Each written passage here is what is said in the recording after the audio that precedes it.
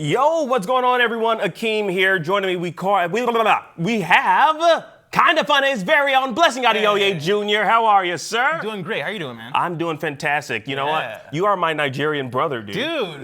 Reppin', man. Reppin'. Yes, Akeem, of course. Adeoye Lawanson here. And we're here celebrating Black History Month, where we'll be showcasing diversity in the gaming industry and highlighting some of the awesome faces and voices in the Black gaming community. We've got a lot of things planned for the live stream, like a couple of Let's Play segments featuring Overcooked and Def Jam Fight for New York, which I'm really hyped about. Yes. Coming up, we have an interview with Azure Bowie from EA to talk to us about The Sims and her role in the entire creative process, as well as her experience as a Black woman in the gaming industry. Yep, and then we've got a man who can talk his head off when it comes to fighting games. FGC esports commentator for Game Goons TV, Chris Hell Pockets Fields. But first, we showcase some of our favorite Black characters in anime history. Blessing, do you have any? Favorite Black anime character? Yeah. Just right off the top of your head, who can you think of? That is tough. Is Boondocks the anime? So technically, no, it's not. Although it was made in Japan, but for an American audience. But it has the anime stylings to it. I mean, you know what? I'm gonna say that it counts. Okay, so Boondocks, you're going with Boondocks. I'm going with for a character. I'm gonna go Riley. Riley? Yeah, Riley. Okay, now if we were talking about just general animated characters, I would say yes, but I'm gonna give you that. Yeah. I would say, I'm just gonna say this just for the memes, just for the laws, I'm gonna say Piccolo. Like I know he's green, I know he's not even human, I know he's from Namek, but I'm gonna say it because I know a lot of people are... I'm down to claim Piccolo. Piccolo's dope, dude. I'll claim Piccolo all day. Now we put together a feature that I am really super duper proud of that has a lot of characters that mean something to me, and especially in their respective roles on their anime show, be it big or small. Some of you may have differing opinions, and that's totally okay. Let's take a look.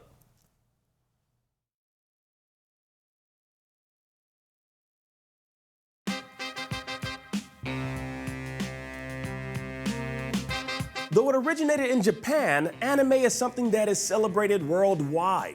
As such, cultural and racial diversity in anime is deeply important, and a lot of our favorite anime shows and movies acknowledge this very notion. In the Cowboy Bebop art book, The Jazz Messengers, creator Shinichiro Watanabe says that for the show, he, quote, paid a lot of attention to skin color, also to using multiple languages. One of my favorite episodes of Cowboy Bebop is Stray Dog Strut, wherein Spike is chasing down a character by the name of Abdul Hakim, who was actually modeled after NBA star Kareem Abdul-Jabbar. Now, as a kid, I also just thought it was pretty damn cool because his name was very close to mine. Then I found out later on, after some research, that my name is actually a modern transcription of Hakim. That's so cool. Now, throughout Watanabe's works, you'll see a wealth of culturally and racially diverse characters, and because of anime pioneers like him, we see that more and more in modern anime. And so, in honor of Black History Month, here's a list of our favorite Black anime characters. My powers are flash and still more in my stash. 8 tails, that be me, the rapping Killer Bee. Killer Bee from Naruto. While his rhymes were kind of whack, the rapping Killer Bee's skills as the Junchuriki of 8 Tails were pretty fresh. Killer Bee's story is one of adversity and how to overcome it, at least in his earlier years. He was shunned by the villagers in the town he lived in and used rapping almost as a coping mechanism to maintain a positive demeanor throughout it all. Now, I don't really need to explain you guys the long and storied history of rap music, but essentially, it's a genre of music created and popularized by inner city blacks in the Bronx of New York City in the 70s. Now, that's a place that Killer Bee is clearly far removed from, but somehow it had a cultural impact on him. Killer Bee is a character who was forced to become a hero in order to protect those around him, even though they pretty much treated him like crap. Now, what makes Killer Bee so admirable in the anime is how he's not only powerful, but proud. I mean, he's very proud. Sometimes his pride borderlines being perceived as cocky. Bloodlust bravery makes me go ballistic. Knowing you can't stop me makes me optimistic. But his origin story of overcoming adversity from the prejudices he'd faced against the villagers and Jinchuriki can be considered an allegory to those we might face in our very own society. and possibly how to deal with it, with a smile and a song in our hearts, knowing that if we stay the course, we'll overcome it. I'm a rap-loving guy. I got me a hunch that I just decided on sukiyaki for lunch. Mohammed Afdal from JoJo's Bizarre Adventure. JoJo's Bizarre Adventure's influence cannot be denied, and Stardust Crusaders is arguably one of the best story arcs in the franchise. Honestly, it's because of Jotaro Kujo. He's everyone's favorite JoJo. Don't at me on that. You guys know it's true. The Stardust Crusaders also gave us the wise and powerful stand user, Mohammed Afdal. Afdal is one of the more experienced and strategic stand users and oftentimes errs on the side of caution during the group's travels. His wisdom is what makes him a dignified character, and his arcane knowledge is what makes him a valuable asset within the grand scheme of things in JoJo as they set out to put an end to Dio. Now, in an anime full of unique characters, it's really awesome to see a person of color represented in such a bizarre world. Afdal was the epitome of badass, and his stand Magician's Red was fire. Literally fire. Are you really Mohammed Afdal? Yes, you have better believe I am. Rocklock from My Hero Academia. Rocklock, or Ken Takagi, was introduced to us in season 4 of My Hero Academia, and when I saw Rocklock sitting there at that table with the rest of the heroes, I was super excited. I mean, it's really cool seeing some representation in such a popular anime series. In fact, when the simuldubbed episode aired, I gave a shout out to the VO artist Gabriel Kunda over on Twitter. He's a very talented voiceover artist and a welcomed addition to the diverse cast on My Hero Academia. Ken's quirk is also pretty awesome. Essentially, Ken's quirk allows him to immobilize inanimate objects, freezing them in a fixed location. Now, while he may not have a large role in the ever-growing sea of superheroes in My Hero Academia, he's valued, and his presence in the anime series speaks to the ever-growing diversity we see in anime. Jet Black from Cowboy Bebop. Now, Cowboy Bebop is one of my all-time favorite anime shows, and I think a lot of folks out there who consider themselves anime fanatics will definitely have it on their top 10 list. And it was on that very show, this very show, that we were introduced to the captain and leader of the bounty hunting crew aboard the Bebop, Jet Black. Jet is pretty much everything you'd want in a strong anime character. He's wise, a good cook, and he's always giving good advice. Oh yeah, not to mention, he's a really good ally to have in a dog-out space fight. Now, you might even classify him under a fatherly role amongst his crew, despite how much he'd hate being considered as such. Wait a minute. First of all, I'm not old enough to be your father, all right? Why, if anything, I could be your boyfriend. No, wait, that would be bad, wouldn't it? Some of my favorite scenes are his interactions with Spike. Though the two often fight, there was always a genuine love between the two characters. Jet's taste in music is eclectic. He's a lover of jazz and blues, music that originated in the Deep South and bears roots in African spiritual music traditions. Voiced by the great Beau Billingsley, who you may also know as the narrator from Outlaw Star, another awesome action anime that takes place in space, Jet is undeniably the essence of cool and class. Yo, Afro Samurai's coming! Afro from Afro Samurai. Now, Afro Samurai was really unique in how it came into existence from the manga pages created and illustrated by Takashi Okazaki. The hip-hop and soul influences of Afro Samurai can be seen throughout the pages, and the anime was no different. One of the many things that makes Afro Samurai unique, and I might even argue influential, was the reverse engineering process which brought the anime into existence. Now, typically, anime is made in Japan. Then we receive it here stateside, subbed or dubbed, or sometimes both. Afro Samurai was actually made in Japan for a North American audience. They didn't even bother to touch the VO when they eventually subbed it for Japan because, well, it was so damn good the way it was. I mean, think about it. You got Lucy Liu, Ron Perlman, who were both villains in the series, and Samuel L. Jackson, who, by the way, was the Afro Samurai. Afro and his alter ego / psyche Ninja. Hearing Samuel L. Jackson's iconic voice as Ninja was a trip and really brought the whole story to life, given the juxtaposition of Afro's quiet demeanor and Ninja's loud, frenetic energy being that little bug in Afro's ear. Not to mention Wu-Tang's RZA scored the entire series, giving it a nice hip-hop flair. Now, with all these little elements infused into one anime series, Afro Samurai had the right amount of cachet to cement its place as one of the most culturally and racially diverse anime properties to date. I knew something was off. I mean, your forehead is huge, bruh.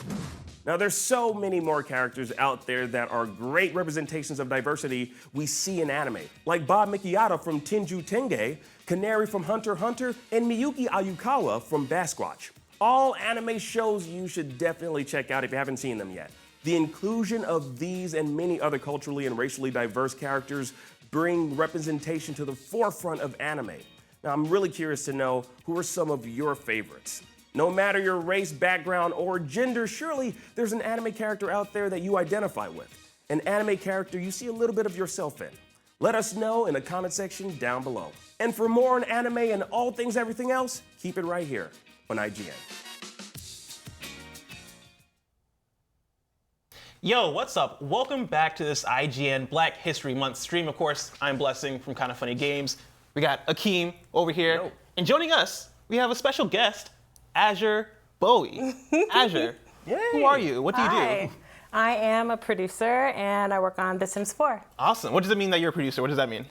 A producer is kind of like a herder of cats. Oh. I work with Okay. all types of different people, engineers, artists, QA, and we all work together to make the game great. Gotcha. So when you say like you're herding cats, is it that you're keeping everybody on the same page? Like what does a day look Exactly. like for you? I sit down and people start coming to me with things that I can solve and help them with, and I set up a lot of meetings and I play the game a lot. Awesome. Play Sims 4 a lot. Yes. How's that? Now, is this a game you play in your free time a lot? Like, is this a game that It is. that you? It is. Is it more of a work thing, or is it like I genuinely enjoy playing this? Both. I was Yeah. just telling a coworker of mine, they were like, what are you going to do this weekend? I was like, Like, play play video The Sims games. 4. They're like, which one? I was like, ours. Now, Sims 4, if I remember correctly, is free right now on PS Plus. I think. Yes. Yes, and I only know this because I host a PlayStation podcast, so I keep up with this. Nice. Right? And so I've been flirting with the idea of giving Sims 4 a go. You should. You should. Now, for somebody like me who I've never played a Sims game, I know Sims is essentially like, okay, yeah, you have characters that you're creating, you get to have people in a household, you get to like control what's going on, all that good stuff. Yeah. For you, how do you play Sims? Like, what is that experience like for you? Is it a different thing where you're like, okay, my goal in Sims is I'm gonna create the best family ever. They're gonna get along. They're gonna have a good time. Or are you like, I'm gonna go and I'm gonna cause debauchery? Like, what do I do? How do I That get one. into Sims? That one. Yeah. I always go in. Sometimes I create myself, people I know. Other times I just create, people I don't know, and I pretty much torture my Sims a little bit, but not all the time. Not all the time. Not all the time. See, that's always been a question that I've had, like, and my parents have had about The Sims. Like, what is the definitive goal for The Sims? It's whatever you want it to okay, be. because it's a life simulator, Yeah. it's been around for like roughly 20 years, right? 20 years. We just had our 20th birthday. Woo, way to wow. go! That's right, and That's exciting. And how you've been attached to it?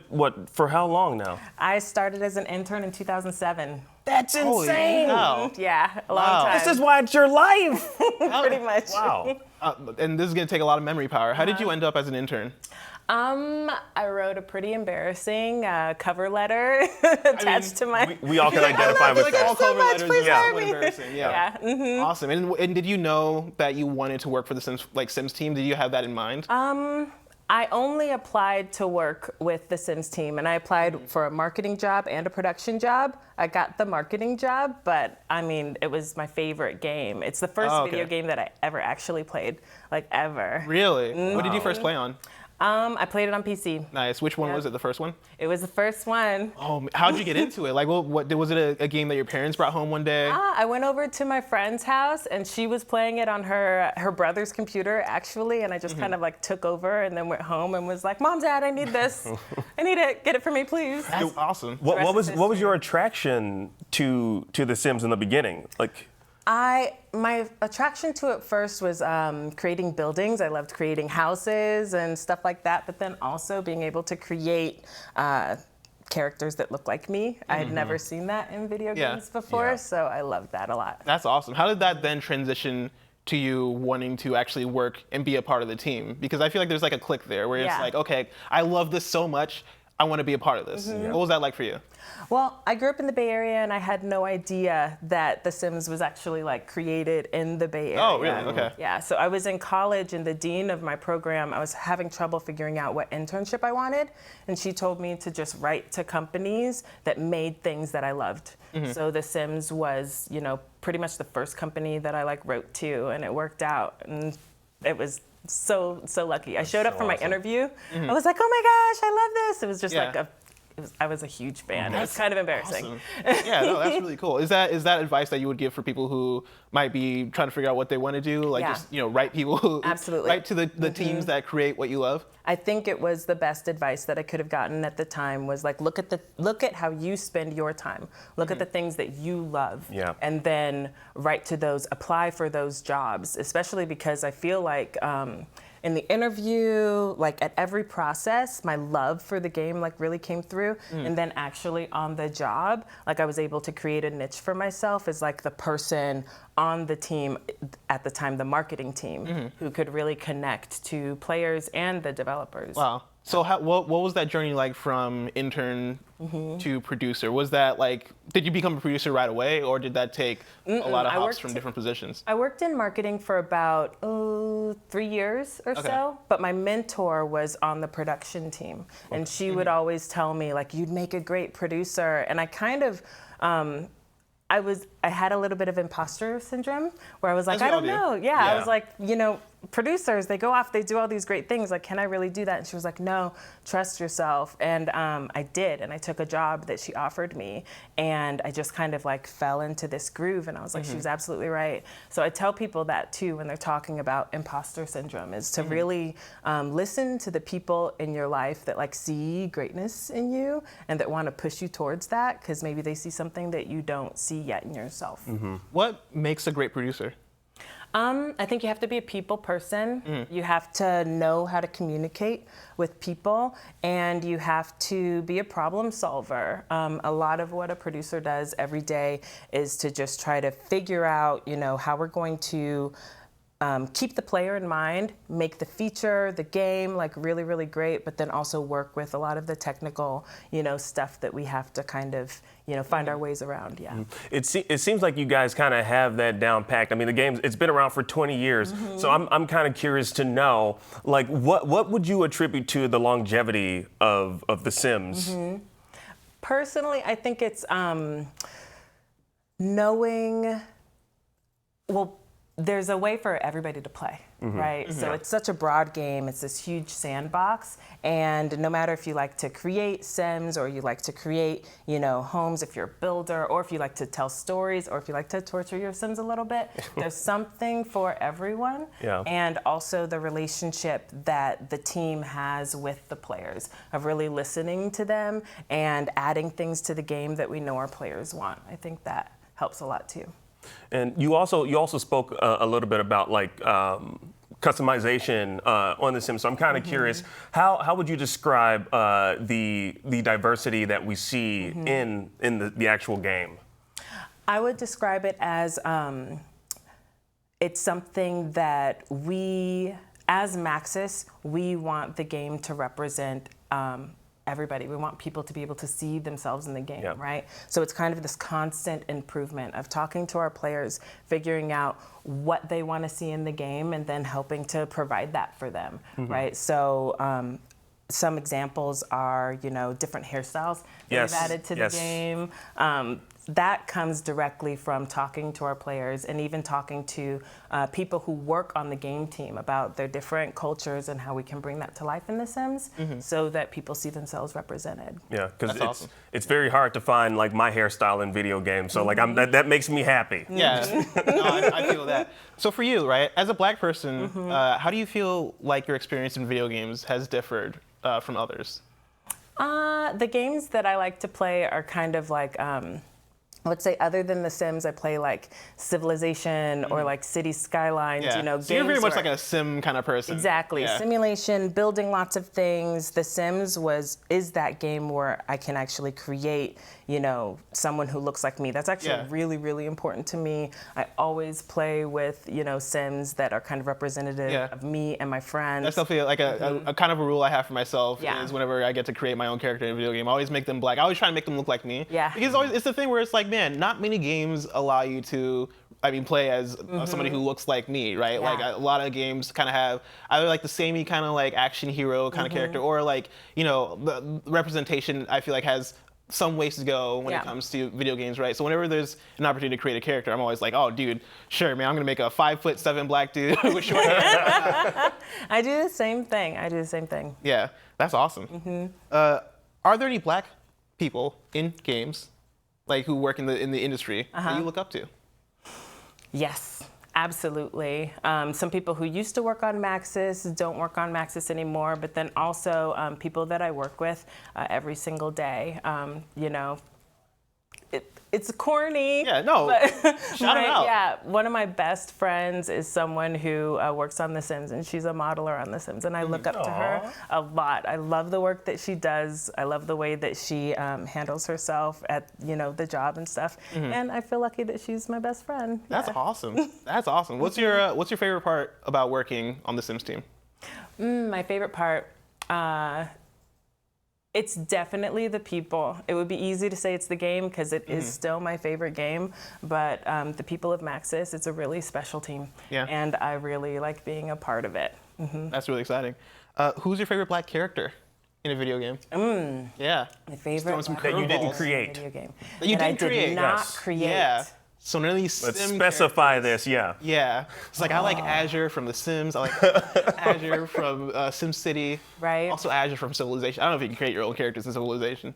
No. No Gandhi's in that Definitely game. That's don't about all I create know your own about characters in Civilization. Civilization. Gosh, it's so hard, especially with Yeah. simulation games. Do you play any like story-based games? I do. I'm thinking of, I really like the character from Broken Age. Broken Age is so good. That is the perfect answer. That's the best answer I've gotten to that question. To that question since I've asked you that question. Yeah, Broken Age. Like for people who don't know, I don't remember that character's name. That's what was hard for me, but Yeah, I don't remember her name either. Yeah. But I love that. I love that game. For people who don't know Yeah. what Broken Age is, do you want to give like a quick synopsis of what it is? it's like this world that's really cutesy, but Yeah. there's some dark undertone to it. Yeah, you have to it's like find a out what fun, it is. Yeah. like visually stylized. It's almost like hand-drawn kind of deal. It's beautiful. Yeah, there's like two main characters, right? There's the black girl you're talking about, and then there's a white dude, right? And they have very different stories going on at the same time that kind of intertwine. Yeah, So and I just remember being delighted when I saw like the first trailer for that game, and I was like, yes, she's black. I love that. Like especially as a black woman, that's something that you don't see a whole lot in gaming. It's a thing that can pull you in for sure. Like, It's the reason I played the game, and then I liked the game anyway. Yeah. So it was great. Yeah, and I know for me as a kid, right? This is a funny example, but Grand Theft Auto San Andreas. I know it's a game that's all about doing crime and being a gangster and being like a stereotypical black crime character, right? But at the same time, as a teenager, I played that game, and that was a game for me that I connected to because it represented a culture that I felt like I didn't really get much out of or get much from in other video games, right? And so like, from the ways the characters talk to each other, from the radio stations, like Radio Los Santos, and one of the greatest radio stations in a video game. I'm talking about San Andreas version too, not just from Grand Theft Auto 5. Even though Grand Theft Auto 5 version is all right because you get a lot of Kendrick Lamar on the GTA 5 version of Radio Los Santos. I digress. As a teenager, for sure, I was like, man, I have a different kind of connection to this game because of that, right? So would you say Broken Age is kind of like that for you? Yeah, absolutely. Awesome. Is there anything you'd like people to know about, being black in video games? Is there any sort of tidbits as far as hey, if you want to break in, you could use this, or hey, this is how it's like being black versus what it might be, being anything else in video games? Does that make sense? I think it's really important if you want to get into video games to make sure that you bring your whole self to the job, because you're being helpful on the team, if you're bringing your whole self. So anytime that we are creating, hairstyles, or we are creating, things that are super, that I want to see in the game, because that's how I play, right? To be that voice and to not shrink back and to not, kind of keep feedback to yourself, sometimes even when it can be uncomfortable. Yeah. To How do give you your how do you coworkers find that feedback. confidence to give that feedback?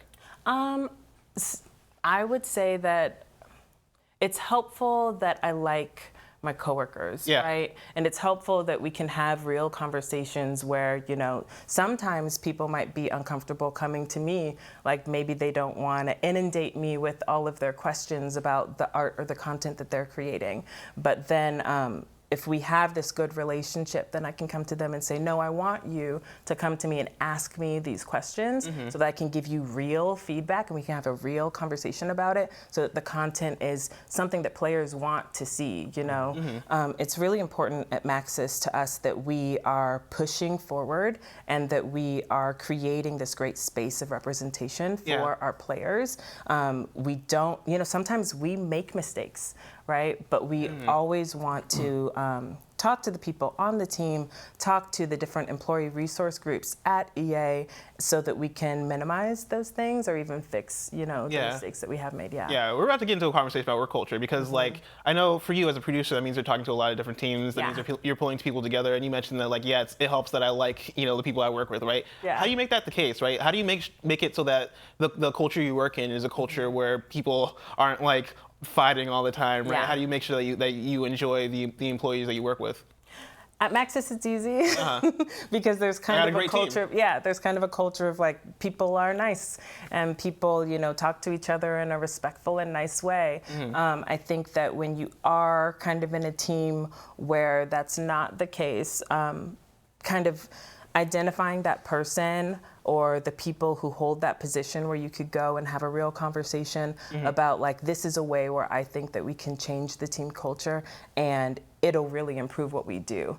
Because honesty and everybody being able to bring their opinions in, that only makes a game better. That only makes content better, right? So, and a respectful atmosphere, that's only gonna bring about good things. Yeah. Right? In sort of the same conversation, right? How does that then transition to keeping a positive community, right? Because you guys do Twitch streams, you guys, communicate with the community on social media, right? For Sims, which is such a unique, specific game, where it is people are coming to this game to either represent themselves or, be creative, right? How does that then translate to you guys then fostering a positive, awesome community? There are different programs that we have at, especially within Maxis. I'm a sim guru, and we do get we talk directly to players a lot. And just from our standpoint, it's a personal belief of mine. I heard a producer say this once, and I was just like, yes, that's totally it. This game, we work on it, we feel a lot of pride in it, but understanding that it belongs to the players, right? Yeah. So when you're talking to them, when you're coming, at them from a certain standpoint, understanding that relationship is so important that you can't always control what happens within a community, amongst themselves, but you can, as a game dev, create this kind of respectful relationship from your point of view and the way that you treat players. That's the most important step, right? That's awesome. Yeah. Now we've had 20 years of The Sims, all right, and of course we have the PlayStation 5 and Xbox Series X coming out soon. What is next for The Sims that you can actually talk about? Oh yeah, I'm not trying to get people in trouble. The Sims 5, What I mean, thing that's gonna yeah. be what could you possibly tell us? We're making all kinds of amazing content for The Sims 4. I think that one of the things that I really like that we're working on right now is we have a stuff pack that's coming out that's community voted on. So the community has voted on the theme. It's knitting. Oh, it's gonna, it's that's gonna be, awesome. And it's even some of the concept art that we've created, they're voting on that too. I think they're also going to vote on the name and everything. So that kind of stuff is we're working on that. What's the latest news aside from the that content you just talked about, which sounds awesome, right? What was like the latest big expansion for The Sims? Discover University. Wait, why should people check that out if they haven't? People should check out Discover University if you're in college and you want to like experience your Sims being in college, or if you're nostalgic for college, or for me personally, being the producer of the Servo. The Servo's pretty awesome. Create some robots that can work around your house, be a part of your family. That sounds awesome. See, that's why I like the idea of playing The Sims, and that's why I might go install it on PS Plus when I go home. Is the idea that I can live the life that I've always wanted, which is having robot butlers and robots. I was gonna say servants, but that sounds harsh. Robot helpers. They're part of our family. Yeah. They're a part of our family. Yeah. Azure Bowie, thank you so much for coming through. This has been an awesome talk. If you want to find you, where can they look? I am at SimGuru Azure on Twitter. Awesome. I'm gonna throw to a Let's Play segment. Akeem, do you want to tell people what they're about to see? Yes, so I got my butt handed to me in Def Jam Fight for New York by IGN's very own Aaron. And you guys are about to see me just massively lose at a game that I used to be so good at when I was a kid. And now, apparently, as an adult with my adult hands, I guess I'm not so good It's that's what I try to tell people, man. They need to make these controllers bigger. Thank you! Exactly, that's what it is. And they need to make the screens stop lagging, you know? They need to do a lot of things so I don't lose in video games. Keep it locked. Stay tuned for that. Or I guess, not even stay tuned. Watch it right now. Yeah, here it comes right now. There you go. Yo, what's going on, guys? Akeem here. Joining me, we have Aaron. How are you, sir? Doing good. Now, we are going to be playing a classic game from 2004 by EA Games called Def Jam Fight for New York. I haven't played this in years. Yes. Now, you still own this. I still own the game. Yeah. So at a fighting game tournament in Orlando and also a bunch of other ones across the US, they've had actual competitive games for Def Jam Fight for New York in the year 2019, and it can happen again this year in 2020. What makes this one so special? There's three of these Def Jam games. Why this one? I think this one had the perfect synergy of like a very, very excellent, well-made wrestling game. Yeah. Good mechanics and character and fun in the design of the characters. Like the story is actually kind of interesting. The characters actually look like the rappers, don't look like bad versions of the rappers. They actually look like them. Oh yeah. So you mean to tell me what Icon? What you giving no credit to Icon though now? Icon visually. Icon visually was good. Should we not even talk about Icon? Is that visually? Yes, it looks good. Gameplay wise, but it was kind of trash. But we're playing the opposite of trash right now. So right now we're about to go against each other. Of course, I'm going to choose one of my favorite rappers of all time. Same. I can't tell you who he is just yet. Okay. I'm not going to do that. So back in the day, so these are like, of course, these rappers are still relevant today. Some of them at least. But out of these rappers that are on this video game now, like, who was one of your favorite rappers back in the day? Like, I mean, obviously Snoop is going to be up there, but like, for me, like, literally the best rapper lyrically, Ghostface. Really? Ghostface. Huh? Okay. Ghostface is OG, man. I'm all about. I'll give you that. I'm all about. Is he on there? Exhibit? Is Exhibit on there? Yeah. Where is he? Where is my man, Sean Paul? This is Mr. Just Give Me the Light. All right. I gotta go with him. He's not my favorite rapper. I don't even think he classifies as a rapper. He's but definitely a rapper. Well, I guess a Jamaican rapper. Yeah. All right, I'll go with him. I'm gonna go with Sean Paul because I haven't seen. This is quite the throwback. I'm gonna go with Sean Paul. Yeah. I'm just curious what moves he has. All right. So this game has a good selection of rappers, but they have some other people in here who aren't rappers, and one of them is Machete himself, Danny Trejo. What? Danny Trejo. Now I was actually flipping out about this earlier. Why is Trejo? What's his connection to Def Jam? Just a legend in the hip hop community. Not necessarily as a rapper or musician or anything like that, just like a cool dude that rappers like, so why not put him in your game? Okay, all right. This is very weird what's about to take place. Trejo versus Sean Paul. Yeah, like I'll put it this way, like if they made a Def Jam Vendetta today, I could guarantee The Rock would be in it. The Rock? If the WWE lets him, he would be in that game. Okay, so like coming from a guy who I'm not. This is a humble brag. Yes, I'm gonna humble brag right now. Coming from a guy who's met The Rock, he doesn't strike me as someone with a lot of hip hop flair. That's true. So I mean, I'm kind of curious, like how would he fit in this entire world? Well, I guess it does depend if this game is going to be R-rated or PG-13, because he is a PG-13 type of guy. Yeah, he's a family man. I don't think I've heard The Rock say an F word in a single movie before. But yeah, maybe not The Rock, but someone of that ilk that people in hip hop. Oh, Sean Paul doing breakdance moves? Yeah, apparently so. He's doing dance hall moves, man. All right. Yeah. So the one thing that I always found funny about this game is just like, so many of these dudes cannot fight in real life. Yeah. Like, you think Sean Paul can fight? oh, well, I don't know. I don't know what it's like. But there's certain people that are like, Flavor Flav was a kung fu master in this game. Like, Flavor Flav, like, man, that boy can't fight. Like, he's 5'2". He's a tiny man. He's got that damn clock around his neck to just weighing him down too. Like, I will say wearing a clock all the time probably does like help him weight training. yeah. Oh, there you go. Yeah. And by the way, does he use that as like a weapon?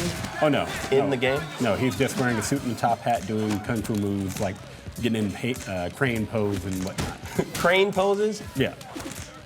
Now, one of the things that I loved about this game, there's numerous things that I loved about this game, but I love the soundtrack, and I also love the fact that they have like the actual rappers doing the voiceover for some of the characters in here. I love that so much. Yeah, I think almost every single character is actually the person that's being portrayed. Oh yeah, so the Trejo this is Trejo, and not just like a Trejo impersonator right now. Yeah, that's actually Danny Trejo's voice. Okay. And whatnot. Because this came out back in 2004. I don't think he was as fit as he is pictured right here. Oh no, everybody here is like the most yoked up version of themselves. He can't move this nimble. As old as he is. Again, yeah. I'm not old shaming. I'm just saying. Oh yeah, like when this game came out, Danny Trejo would have been, I think, in his 50s. Yeah, and Machete wasn't out. Machete. Oh yeah. Machete. Oh yeah, he wasn't out just yet. Yeah, he was not mainstream famous as of yet. Mm-hmm. But he'd been around in movies since at least the 90s. I don't know if he was around in the 80s, but I definitely know in the early 90s he was around. Yeah. So right now, what stage are we on right now? This is the Foundation. This is basically like Fight Club. Like Fight Club, that's what I'm thinking. Yeah. Okay. Now, one of the things I love about this is how interactive it is. Like you can see people like picking up like bottles and like handing them to us. As well as like when we hit the audience, they push us back. Yeah, like if the audience member gave me a bottle. Like you would think they would want our autograph. We're kind of celebrities. Yeah. I don't understand this, man. Like, don't you want my autograph? You're pushing me. That's the one thing I did find funny about this game when it came out. Like, okay, I understand Street Fighting World, blah, blah, blah. Yeah. But a lot of the rappers play characters in the Street Fighting world. Yeah. Some of the rappers are just themselves. Like, so you see like Snoop Dogg is Pro, Just Man, Method Man is Blaze, but Ice-T's just Ice-T. Sean Paul's just Sean Paul. It's just kind of funny how Exhibit is Exhibit. Yes. I mean, I guess, I wonder if they chose that. If they chose to be like a character, you know what I mean? Like as opposed to like be themselves. I mean, they are pretty much themselves. Yeah. Just an exaggerated version of themselves. Okay, you are getting the best of Sean Paul, man. No, we can't have that. Oh no, we need a super move. We got to see a super. I just got to build up Mars. For those that actually want to know how to play this game, it is pretty similar to like all of the 2K WWE titles and the old SmackDown versus Raw titles and whatnot. Yeah. It's Aki who actually developed this game. They were the studio who made said wrestling games back then. And first game, Def Jam Vendetta, like pretty much played like a traditional wrestling game. This is the one that broke the mold and had this crazy Fight Club street fighting design. Oh wow. Okay, so you blazed me out is what you just did, right? Yep. With your move, you blazed me out. Right. I can't believe Trejo is getting the best of me. So do the characters, because I don't want to actually die. Our health it's depleting, but then it goes back up. So yeah, I'm still in the game. Yeah. So the only way to actually win the match is if someone's in red. You have to do a knockout move of some kind. Okay. If you do your blazing move, that's like a super special. Oh wow, that wasn't a super special. No, that was a crowd interaction grab. So So if you have like the blazing move, you do your super special. If they're in danger, they'll die or get knocked out. If you're a submission character, you like do arm health or leg health to a certain point. All right, so who's someone different that I can use? Omar Epps is in this. Yes. Omar Epps. Yeah. Am I mistaken? Isn't he like an actor? He's an actor. What did you? Omar Epps? Yes. Wow. All right. Is Mekhi Phifer on this too? That'd be funny. Is That'd be funny if that happened. But This is no Mekhi Phifer. All right, one question I have for you though, like, so if Def Jam were to come back today, who do you think would be in the current roster? Because like they have like a few new rappers that are assigned to Def Jam. So who do you think? I don't they know. have? Because like it's weird because like this is still an era when like gangster-ish rap was still kind of a thing. Right, yeah. But we're in the mumble rap era where like the dudes talk tough, but like you don't really see dudes who are about that life. Right, yeah, And true. the ones who are about that life are kind of snitches like Tekashi. Tekashi 6ix9ine, yes. Yeah. But He'd be running around away from his opponent probably. yes. But there are rappers who could fit the bill. Like Migos is a popular group. Like some of those guys are athletes. Quavo's actually an athlete. Yeah. Plays basketball and all that crap. Kind of small, but still can fight. I mean, Ludacris is not a fighter. Ludacris is like 5'8" or something. Like he's not an actual Right, fighter. yeah. I mean, he fights in the Fast and I Furious. mean, I wouldn't think Exhibit would be a fighter either. Yeah. You know, he's Yeah. more of just a pimp my rider. You know. That's true. But yeah, there's someone like I would like to. I don't know. Most of the rappers I can think of are ones who are like probably not gonna fight. Like, it'd be cool to see a J. Cole in here. Right. It'd be cool to see a Big Sean. It'd be cool to see like. Well, the funniest would be Kanye, but Kanye. Oh yes. Speaking of which, I actually have him on my list here. So like some of the currently Yeah. signed rappers on Def Jam, we have rappers. Just let's say music artists. We have Nas, we have Kanye West, Pusha T, Okay, push it. Big Sean. Let me get this. Logic. Who wouldn't want to see that? Justin Bieber. Who wouldn't want to see Bieber? Bieber would actually be legit. That'd be to see the Biebs? Yeah.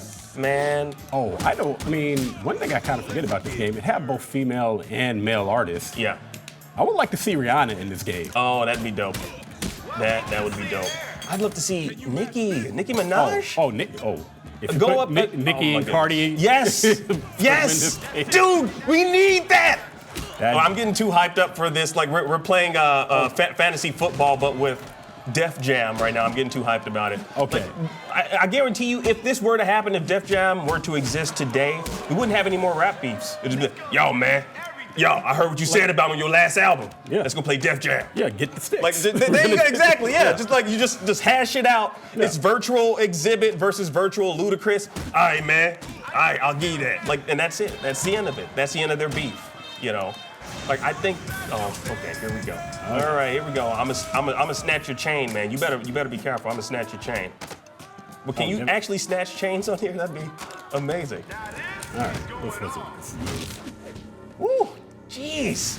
That would kill a man. Well, Bones would just be all broken. it would kill a part of a man. I think both men would be injured in that. Oh, yes. In that scenario. One thing I do like about the game is just like the crowd actually just throws you back into the fight if you get too close. Right, yeah. Like, dude just keeps punching me in the back of the head. By the way, let's take a look at the audience. Why are they all dressed like LL Cool J wearing bucket hats? Like what's going on there? Like every single character is wearing a bucket hat. So, Was that like the style back in 2004? part of it is a little bit of style, but another part is just classic video game design. Lazy? It's hard to make hair, especially for NPCs. So either everybody's bald or everybody has the same buzz cut. Yeah. So you just gave everybody this weird hat. Yeah, let's put a bucket hat. Not even a new era ball cap. Come on now. You know what? I don't even think it's supposed to be a bucket hat. I think it's supposed to be a beanie. A beanie. That's supposed to be a beanie? Yeah, I think these guys are like, it's a bar, so maybe they're like longshoremen or something. Wait, what type of bar is? Oh, so they're all like. So they all work at the docks. Longshoremen. And there's like one woman in the corner over there behind that barrel. I see her cheering. Wait, really? Yeah, she's right there. Oh, You see her? yeah. She's wearing the green top. And she's wearing a friggin' like newsy hat. What is the name of this bar? I don't even know. It doesn't even matter. Why am I even asking? I know, it's probably like Bar 101 or the Foundation. No. Foundation's Fight Club. I don't know. Like all of the fight venues names are kind of just pretty generic. Yeah. All right, so right now I'm in danger. If my health's a little Sweet. red. Okay. Well, I need to win. I'm playing as my favorite rapper. X is gonna give it to you. I mean, that's the wrong rapper, but he's got X in his name. I'm so sad DMX was never in these games. You know what? I would have just assumed he was. Let go of me, man. You don't do that. Oh, damn. That would have been game right there. So DMX was never in these games. It just seems like he would have been. It just seems like it. Like, everybody on Rough Riders should have been in here. Yeah. Man, I would have loved to play as Lil Wayne, too.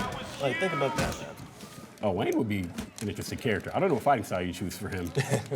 Like, I feel like you have to make him like a potions master. Crouching tiger, yeah. Make him a potions master and he just pours lean on you. Oh, bottle. No, not for you, man. Not for you. No bottle for you, man. I'm cutting you off. I'm like the bartender right now. Okay, we're both in danger. All right, Dan. You don't mind if I win, do you? Nope. I mean, it's cool if I win, right? Mm-hmm. Because I usually I'm a polite winner. Hey, man. Hey, I'm a polite winner. I said let me win. But can you? Okay, see, all right. Now, like, no.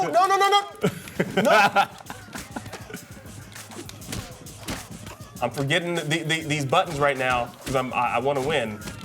Gotta go for the knockout punch. Gotta throw me to the pool table or something. Oh, damn. And the crowd just might kill you. No, totally. This man must hate his music. Which album was it of X? You know, it's kind of funny because Exhibit's so well known that so many people don't know his music. Right, yeah. I'm gonna try to name one of his songs right now. But you named one of them already. Oh, if you do grab, I'd have been dead.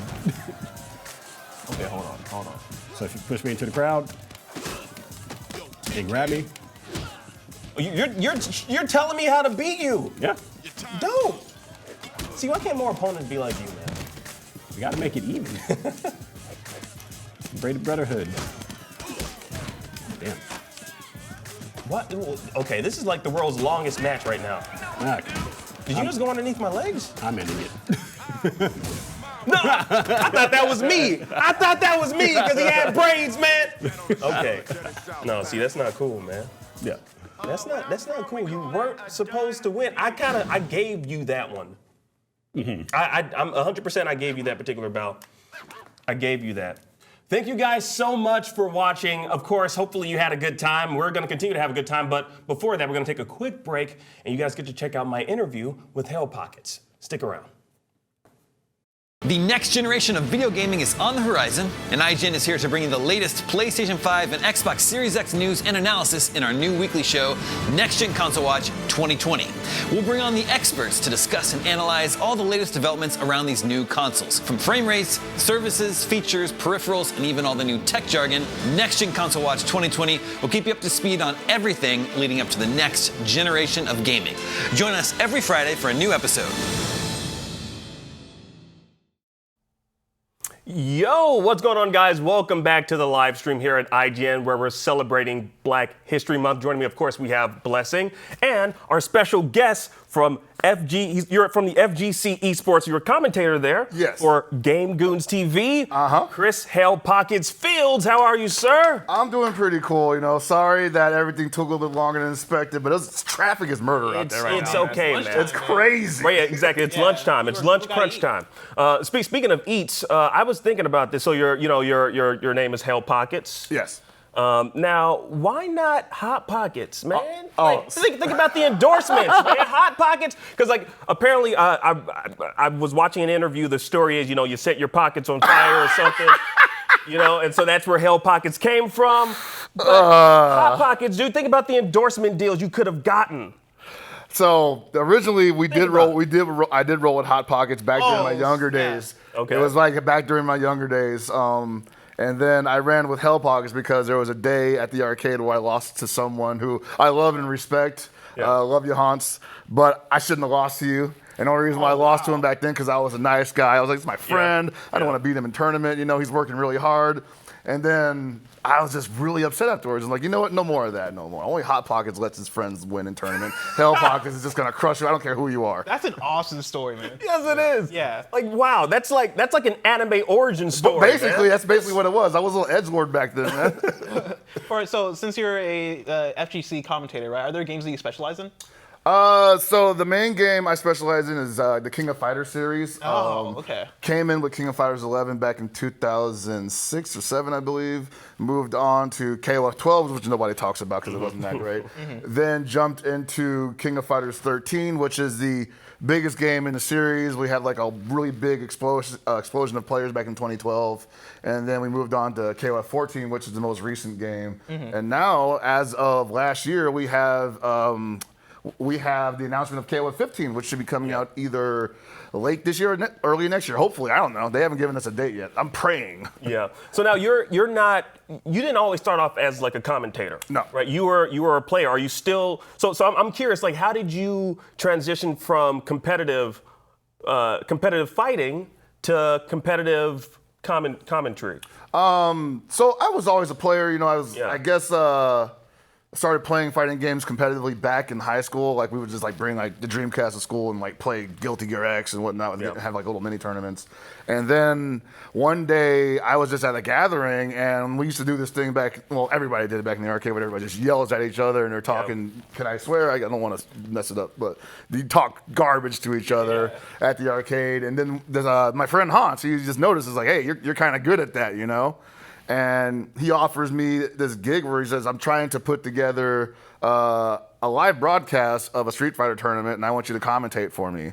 And so he brought me on, and I did some mic work, and people liked it. And he was like, yeah, I want you to do it for me like every time. And then that just became the thing. I just started working for him almost exclusively. One eventually started paying me. Yeah. And I was like, at first time he paid me, I was like, dude, I don't want this. Like, I'm literally doing what I love. I'm not even focused on this because I'm still a competitor at the time, right? Right, yeah. And so the transition hadn't even happened yet completely. But he gives me like $100. He's like, nah, dude, I gotta pay you because you're part of the show at this point. Like whatever I'm getting, you are contributing to that. And at that point, I'm like, I mean, all right, I'll take it, but I'm not entirely, pleased with it. Then fast forward to EVO 2012, I get more money than almost everybody in the top 8. I'm like, yeah, I can do this for a little bit. I think this is cool. See, that's what's so awesome about what it is that you do, because like there's no traditional path to doing it. It's all about like how passionate you are about it. Like bless you can speak to that with what it is like what we both do. Yeah. Like it's like there's no traditional path to it. It's more so like we are so invested in this thing that we are currently involved in, and the money will come hopefully eventually, and obviously it has for you. Look, I'm blessed to do that. Yeah. I would have been all right if it never came, though. And I think that's really the important thing is like, you can't go into this thinking like, well, it's the hot ticket right now. It's going to be what makes me, me. It's going to get me on, TV and whatnot. You got to be doing it because you want to do it. And I think a lot of people who are making moves and like making decisions will see that and say, we can use a person like that. We can actually use that raw passion, that legitimacy. We don't want you trying to sell it to us because we're trying to sell an image to people. We're trying to sell the entertainment value to it to people, and we want you to be authentic. And so that's all I've ever been, really. It's just doing what I want to do. That's awesome. And just get paid to do it, I guess. I don't know. So do you mainly play King of Fighters when you are playing?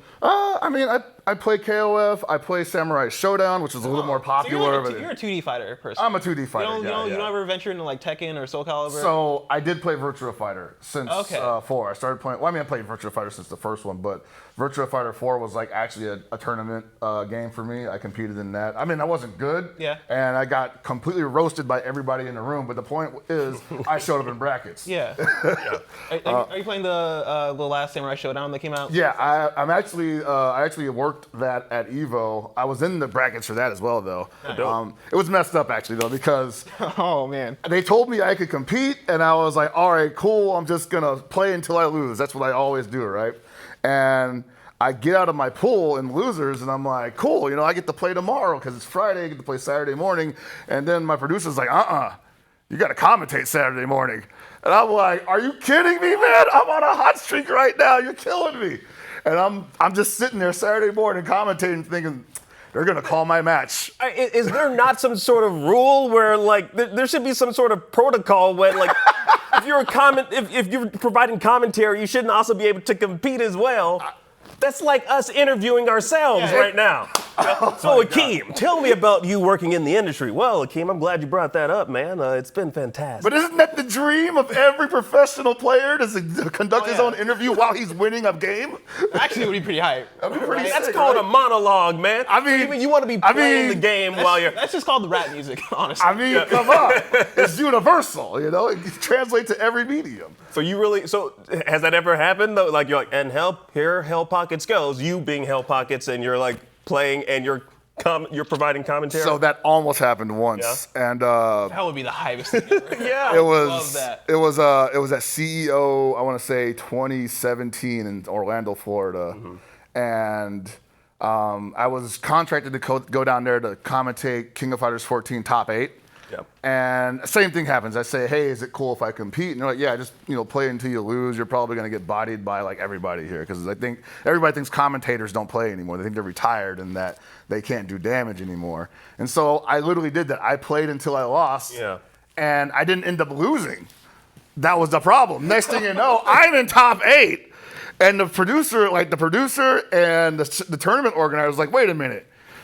You're supposed to be commentating top 8, but you're in top 8. And I told them, like, well, you want to get me a mic, I can just like put it on my shoulder and we can just commentate myself while I'm running this match real quick, And they're like, no, we're not gonna do that. You're an absolute asshole when you play games, We don't want to put that on national stream TV or whatever, right? Yeah. So what did they end up doing in that situation? So they actually replaced me with somebody else at the last second. It was actually my buddy Gibby, who was also a KOF player. Okay. And he was supposed to be a camera guy. They said, hey, you get up here real quick. KOF, you commentate. And I ended up losing in the first round of top 8. But the point is, I made top 8 in a tournament that I was contracted to commentate top 8. That's freaking dope. Amazing. Yeah. Do you have any advice for people who want to get into fighting games? Because actually, I'm gonna speak from a personal place. All right. I love Tekken. I love Soul Calibur. I actually really do like Dragon Ball FighterZ, but good game. Yeah, no, Dragon Ball FighterZ is an incredible game. But the thing is, in general, I tend to suck at 2D fighters. Street Fighter, I'm trash at. I don't know why. King of Fighters, whatever I try it, I'm trash at it. I tried playing Samurai Showdown, this last one at like PAX West when I was there. I was like, man, for some reason my brain doesn't function that way. For you, as somebody who's really good at those games, how does one start to like get into them, but then also like become an expert fighting game player? I would say that at least starting out, the best thing that you can do for yourself is give yourself a chance to learn. Each one of those games that you mentioned all play differently. Yeah. They all have different philosophies behind them and just different ways to get your offense and defense going. And, sometimes that stuff intersects in terms of like offensive play. If you can be hyper aggressive to somebody, sometimes it doesn't matter what game you're in, your play style will carry throughout the course of the match.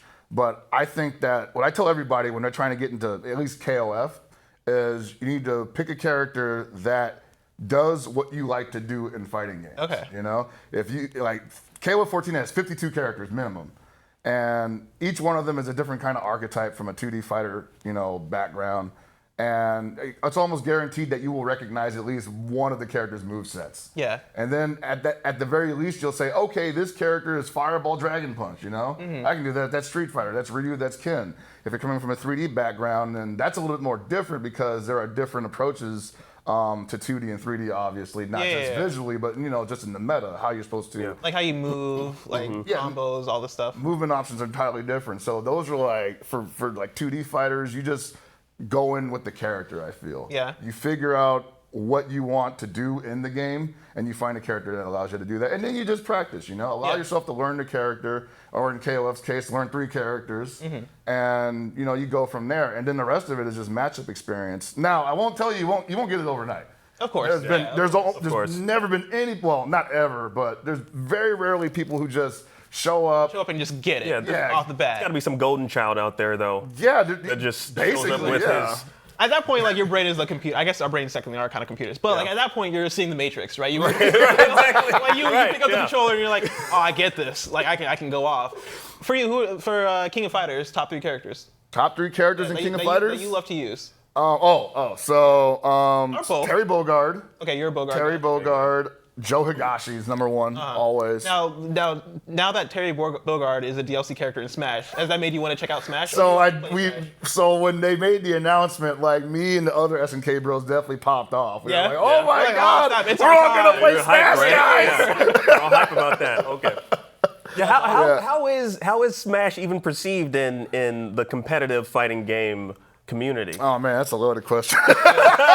Y'all don't even agree on whether or not it's a fighting game. Well, there's a lot of that. Yeah, there is a lot of that. Fighting in the game. It's a fighting game. I mean, what someone told me was that it's a smashing game, and I'm like, what does that mean? Is that like British colloquialism? Yeah, I would not smashing. support I don't that. know what that means. I hear it referred to as a platform fighter, which is probably the most accurate thing, right? Because you're platforming and you're fighting, but it's hard to. It's obviously a very different experience from traditional fighting games. Exactly. For me, it wasn't really about trying to put it in its little box. It was more just like, this game is not a 2D single playing fighter. There are multiple tiers to these stages. Yeah. There are different movement options that you normally get from like 2D fighting games in general.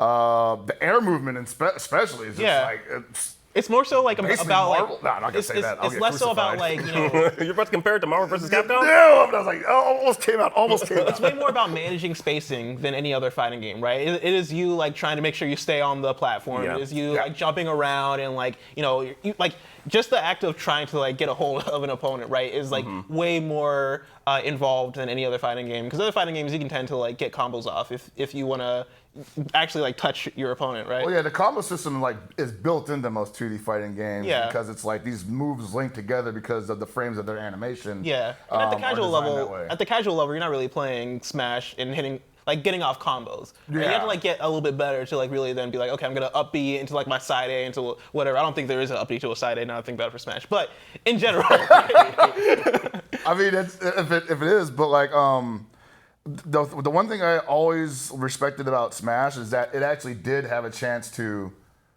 build something that the FGC is still kind of working on as far as communities go.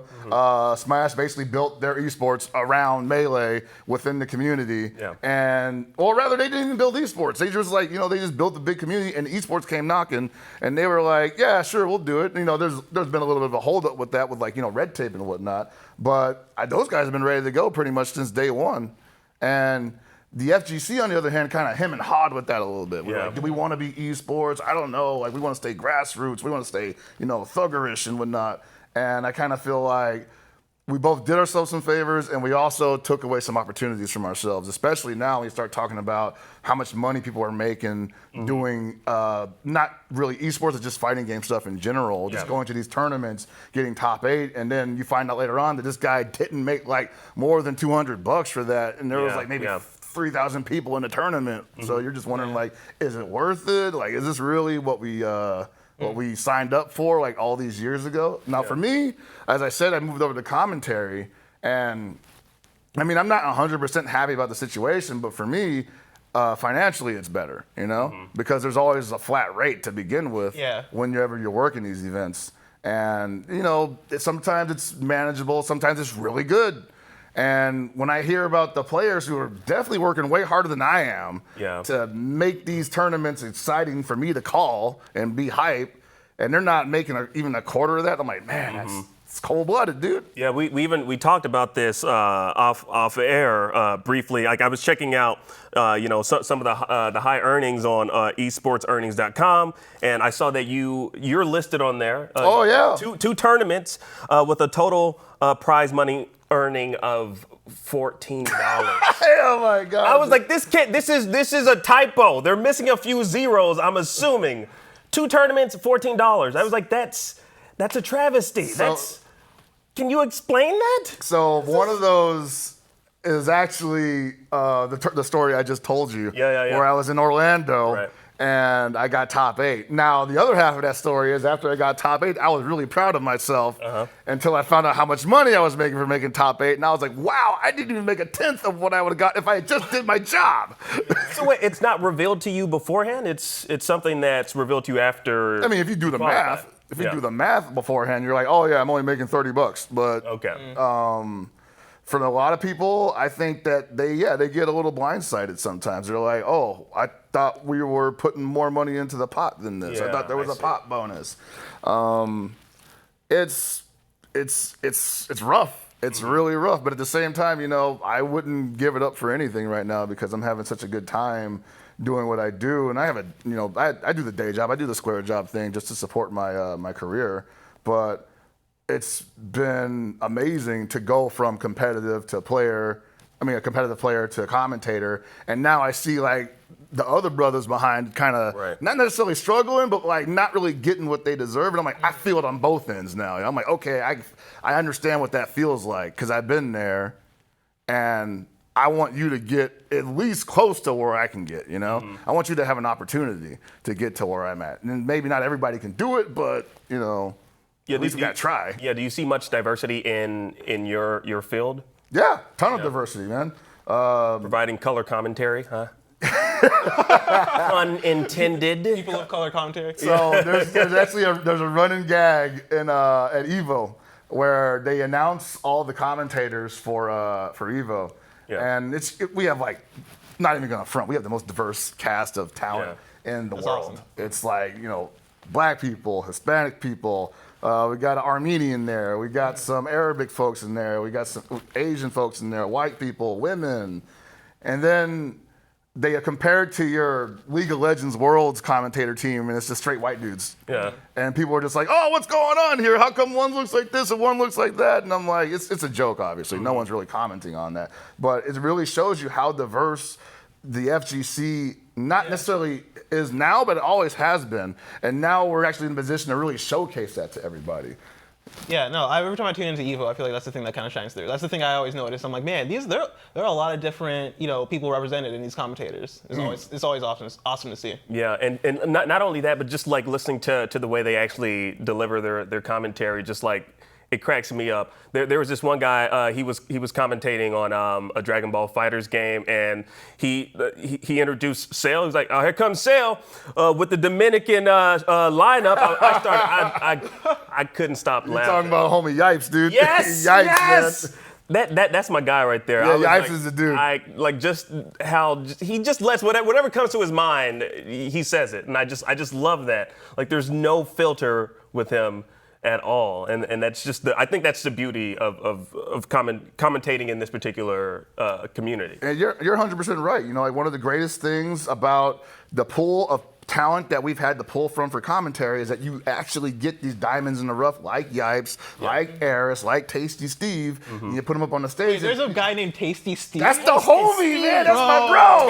I gotta meet Tasty Steve. Bro, you gotta meet Tasty Steve. Tasty Steve sounds like the You gotta meet Yipes, and you gotta meet Tasty Steve. All right, Tasty Steve, I'll set it up. Yeah. Now, I'd be remiss if I didn't ask you this question because my boy who beat me in Def Jam Fight for New York, Aaron, told me that you lost a competition and you had to wear a dress.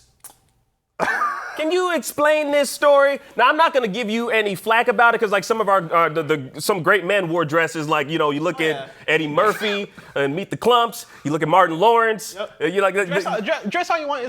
But just explain how this came to be. How Hell Pockets, someone with the name Hell Pockets, came to be in a dress after losing. Oh my God! Like, the world needs to know this. I'm definitely expecting the picture to appear on the monitor at any moment. I haven't seen it. Okay. I don't know what it looks like. Okay, cool. All right, so this story starts SoCal Regionals, I want to say 2013. And my best buddy, Gibby, who is the Garros Market of Wolves champion of the world, best player in the world. I'll just totally say that right now.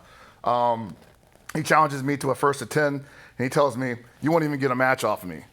You won't even get around. Whenever somebody tells me that, I'm just like, all right, well, you're saying facts, because you wouldn't say that if you were lying. But I'm a dummy back then. I'm like, man, I can get around on you, dude. Like, I'm good at every game I play. Not really, but I'm like thinking that in my head. And he's like, well, if I beat you, then, he told me, like, if you get around, you win. If I beat you 10-0, you gotta wear a trash bag dress. That's a dude who's very confident in his ability, because I had This guy was playing me one-handed at one point. Oh He my- just like put the hand behind his back, and I'm just sitting there like trying not to cry. That's the worst when like when you're the one who's getting the hands and you're just sitting there like sweating and like shaking. You're like I'm 8 matches in. There's nothing I can do. I had a friend Sermo back in the day who challenged my friend Stevie, and he was like, oh yeah, 100 matches, you will not get me in one for Street Fighter. I think it was Street Fighter 4 on the PS3. And Stevie was like, bet, right? And it was no. It was over the course of a month, right? They'd do like 10 matches like a day or 10 matches like every couple of days, right? And Stevie did not get him in one match. He let him study up, and he still couldn't get him. He let him, like, he gave him time. You know, like 100 matches is enough for you to kind of like 50 matches is enough for you to kind of like understand somebody's strategy and like get a flow for how they're fighting, and at least like come up with like, okay, how do I counter this guy, right? 100 matches is more than enough to do that. Sermo was so confident, he was like, yo, yeah, let's do it. And Sermo won. Shout out to Sermo. Damn. Well, yeah. Hell Pockets, this has been awesome. Tell the people where they can find you. You can find me at Hell Pockets on Twitter and at Hell Pockets on Instagram. I'm pretty much Hell Pockets all over the internet. Google me, I'm on it. And you can also check me out, as you said earlier, at twitch.tv/GameGoons, where I stream every day with Gibby. I finally forgave him for putting me in a trash bag dress. Well, of course, we still got more here at IGN for Black History Month. And we have something really special. Since we're doing all this video game chatter right now, check out 9 awesome black characters in video games right now. Now, change is good, and slowly but surely over the past few years, it feels like the gaming industry has finally started to realize the value of trying to inject projects with new perspectives based around diverse characters, casts, and crews. Now, to celebrate Black History Month, we want to highlight a few of our favorite black characters in games and how they all bring something special to their respective series. Get ready for a world of hurt. Bangalore is the certified badass of the Apex Legends crew. She's a soldier, not a show-off, and while her kit isn't that flashy, it proves that the basics still hit hard. From playing mind games with the smoke screen to running laps around your enemies before bombarding them from space, Bangalore is a formidable opponent and a great choice for the Apex games. Beyond the arena, Williams isn't just a decorated military veteran, but also someone dedicated to their family. The in-game lore reveals she's fighting for something real, for the family that raised her to be the fighter she is, which helps make her one of the more admirable legends out there.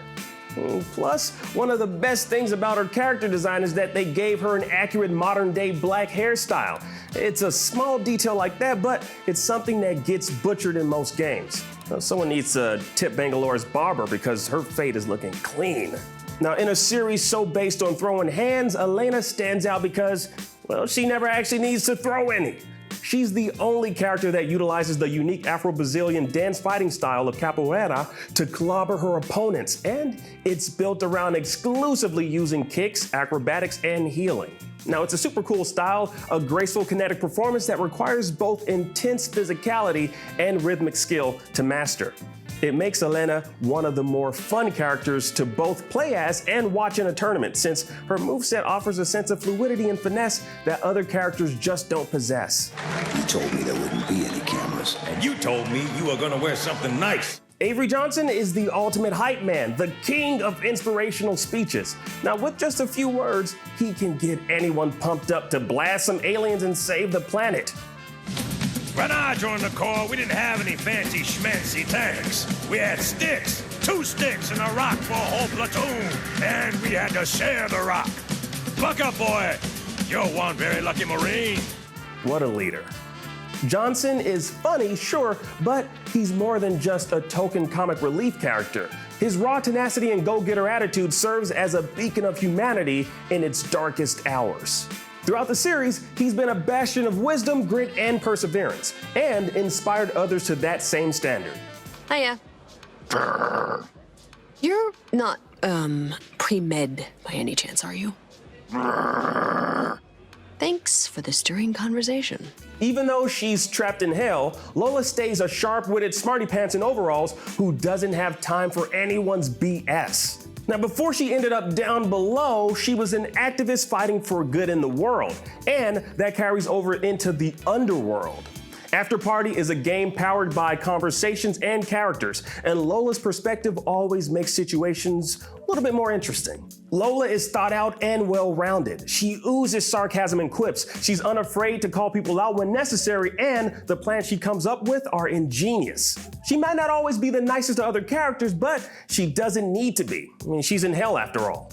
My brothers and sisters of the United States of America, tonight, we, the free people of the resistance, ask you to become one of us. Now, in a series about overthrowing Nazis and Klansmen, it would have been easy to paint the same worldview onto all the Wolfenstein characters, but Walker's perspective is a fresh one. One of the few survivors of the nuclear attack on New York, Grace's role as a tough-as-nails resistance leader is one that requires a delicate balance of camaraderie and no-nonsense hard-assedness, a combination absolutely nailed by voice actress Deborah Wilson's impassioned performance. Be around like a donut, Carl. Officer Pendlebury's down. We'll be right over. See, Hernandez. Oh, shit. Here we go again. My favorite, Carl CJ Johnson from Grand Theft Auto San Andreas. CJ is one of the most mild-mannered protagonists of the Grand Theft Auto series, but he and his crew are full of black personalities that carry the game. Writer Mark Jordan, who, in addition to writing San Andreas, also penned the first Friday movie and produced records with everyone from LL Cool J to Tupac, did a great job crafting dialogue that was true to both the madcap style of Grand Theft Auto and accurate to the black culture of the time. Jordan's work made San Andreas feel like one of the first interactive experiences fully dedicated to black culture. While the antics CJ and his crew got up to were oftentimes over the top, San Andreas still delivered thoughtful social commentary and criticism, smartly packed in Rockstar's signature blend of comedy and action. Remember this, I'm the one you should have concerns about. Now, Lifeline is a combat medic and a support legend who's easily one of the MVPs of the Apex games. Now, since the launch of Apex Legends, her kit has been one of the most useful loadouts in the game, sporting a shielded and shortened revive time, a mobile healing drone, and a whole lot of charisma. Support mains everywhere rejoiced over Lifeline because even though her skills are utility-oriented, Lifeline is still on an equal tier with the rest of the legends. We can't let the sacrifice of those closest to us be for nothing. Fallen Order tells a bit of a darker Star Wars story than we're used to, and Sierra is one of the main reasons that Respawn pulls it off. Sierra is one of the survivors of Order 66, and that survival came at a price that she carries with her throughout the entire game. Considering that you can count all the black people in Star Wars on one hand, it's great to see a Jedi that's also a black woman be such a strong, complex character. And part of that is thanks to another great performance by Deborah Wilson. Full of passion and regret, Wilson brings a welcomed layer of gravitas to her character's arc. Who is this? I'm Clementine. This is my house. Hi, Clementine. I'm Lee. Clementine is basically everyone's video game daughter. It feels like it was just yesterday we were cutting her hair and teaching her how to shoot zombies. In reality though, it's been almost 8 years since The Walking Dead Season 1 dropped and we got introduced to one of the best zombie fighting duos ever, even if it was short-lived. Now sure, the first season of The Walking Dead falls into the popular gaming category of middle-aged dad protagonist caring for a child, but Clementine's growth throughout the later seasons made her the star of an entire series. A powerful feat to achieve in an industry full of characters who don't look like her, especially given the fact that she isn't relegated to a supporting role or prone to any uncomfortable stereotypes. It's rare that you get to see a black protagonist get the chance to be so vulnerable and real in a game. Now those are just some of our favorite black characters throughout gaming. What are some of yours? Let us know down below. And if you want to help make our gaming community a more colorful one, consider donating to a charity like Black Girls Code, Games for Change, or the National Society of Black Engineers. And for everything else, keep it right here on IGN. Fact. IGN is better at video games than all other outlets. All video games. Who's a good boy? We're also the best at being incredibly humble. I just shit on you, kid.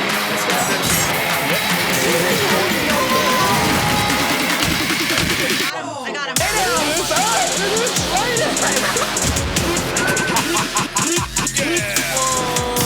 Yes, yes, yes! Yes! Yes! Yes! Ancient secret book of recipes? Mr. Onion. It's the whole story. Basically, the backstory Is it an actual story to Yes. Fact. IGN Onion, is better at video games. All necromancer other the bread. all video games. Yeah. Who's a good boy? We're also the best at being incredibly humble. He was rising the bread. But just I just shit on you, kid. He's doing what? Like, soon as we start a level. Probably sound. To be real. Yeah. We just making, I think, sushi or just literally cutting up fish. We also have to figure out who's who. So what is this? Oh, yeah. that's the. Oh, this interview is coming on for. Okay. This is gonna be good. Oh, this is the old. Okay. Oh. I was like panicking, like, holy shit, we got. Oh boy. Yeah. So for this up here, we just pay attention. All right, I'm Okay. yellow, So baby. all we doing is I'm chat. the narwhal. Let's start with Isaiah. Can you speak for us? Yep. I'm gonna grab some lettuce from over here. I'm still learning all I the like to do is control. get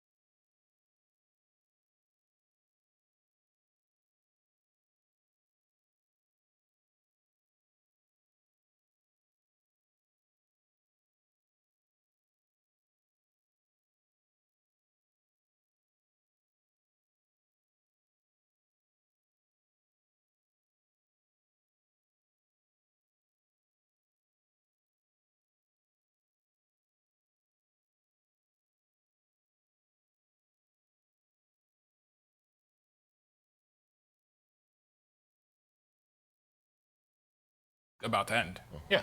What's up, everybody? Welcome back. This is the Black History live stream here on IGN. It's me, your boy Bobby at 1984, and I'm here with my friends Kalila, Emeka, and Isaiah.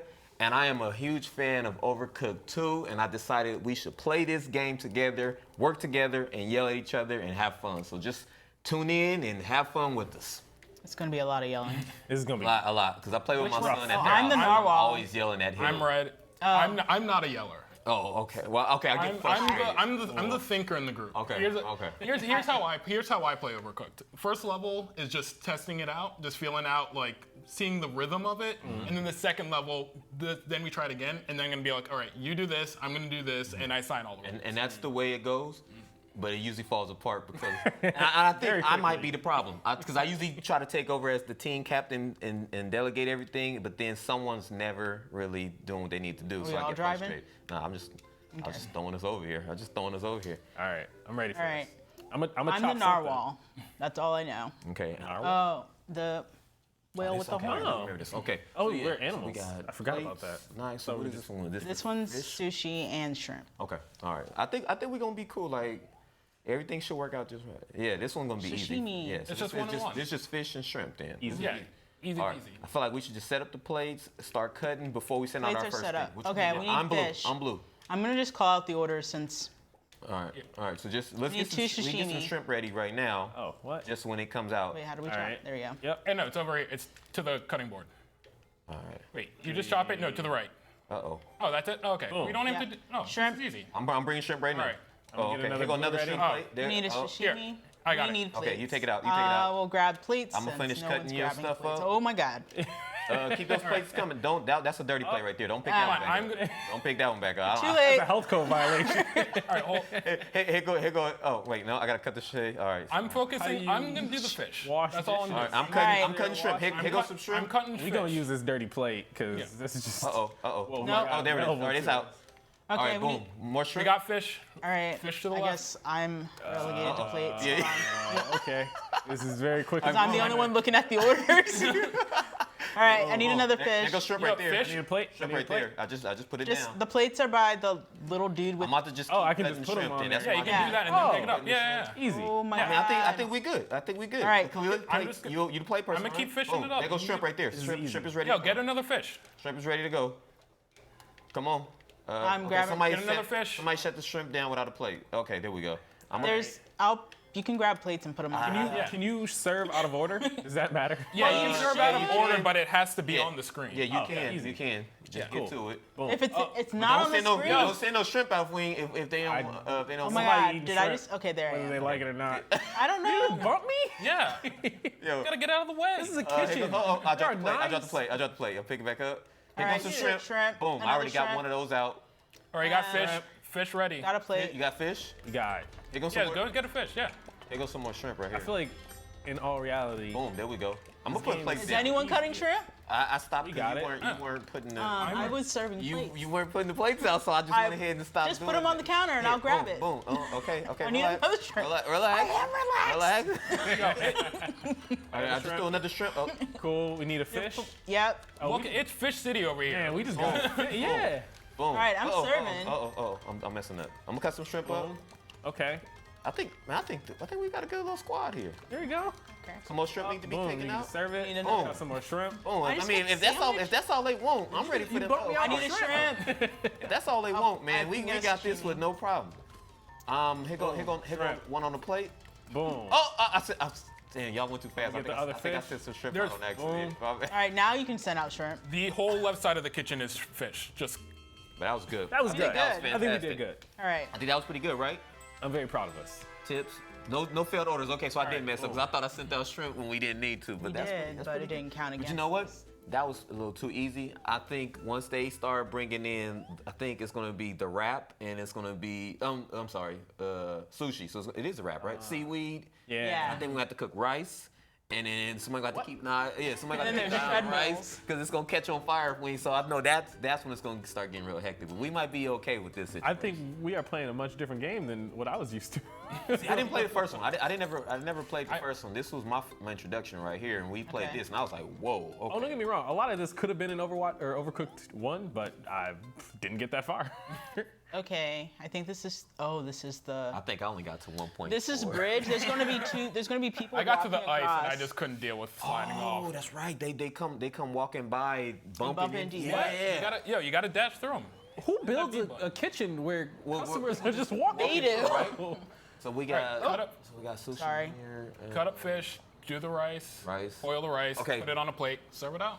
So if the plates are out, I'm gonna cut the fish because I can be in charge of rice. I'm gonna do the rice. I'm gonna do the rice. You're gonna do, okay. I'm gonna serve. I'm gonna cut. Where's the fish? Wait, at? where is the rice? Where am oh I? wait, oh wait, hold on. I lost the fish. Oh no, fish right there. Yeah, you just grab it. I'm gonna just throw all them up on here. So don't send nothing out until we got at least 3 of these plates ready. Uh-oh, I'm talking on accident. I'm gonna get all that fish cut up for you. Where you want me to bring it to? So rice is cooking. Yeah, in the rice is pot. cooking. Fish How do on you the know when plate. it's done? Oh, All right. the thing at the bottom. Okay, where the plates at? Hold on. Wait over there. I guess I I will haven't done do a the single roll. thing yet. I'm gonna get some rice cooking. Here goes some more. I said I got the rice. I got the rice. Here go, I'm gonna here get go that. some seaweed. Okay, let me get back to my. How you Plate. dash? Boom. I forgot to B. dash. We got one Boom. out. Ready. Boom. I got more fish cutting right now. Oh, I don't want seaweed. That's not my Nope. job. That's not my I wanna job. talk. Boom. Not my job. All right, doing rice seaweed. plate ready. We fish. Who needs the fish? Where you at? Where's the rice oh, Rice plate at the bottom. Okay, we need boom. fish on There you go. There you go. Here, put that plate down. All right, rice. I put. All the plates have rice. Wait. Where you going to? Where you going with that? I'm gonna play it right. These I'm people not need to talking. move. Clearly, you gotta communicate. No, because everyone already picked their jobs. I'm moving plates. Yeah. Oh, that's you. Yeah. Okay. All right. Yo, That's what's up. Okay. This dude in yellow. Get Yo, I out got my way. fish up here. I got 3 of them ready to roll. 3 of them ready to go. I mean, you gonna have to put them on plates. None of them. We got none rice of them that's are by already me. cooking. I'm gonna dash to you then. I'm gonna just. Boom. There you go, right there. That one should be ready to go right empty. there, right? Oh, I can only put it on a plate. That one's ready to roll. Yo, put that. That one's ready to go. Yeah, but you have to put it on a plate. Otherwise, put it. There is a Put it plate. down so it doesn't. Okay, There you go. Okay. Boom. Yeah, All There right. we go. This I one's got going out. here. I'm gonna just put that I need on to that put- plate. I'm gonna put that on the plate right there. Boom. There you go.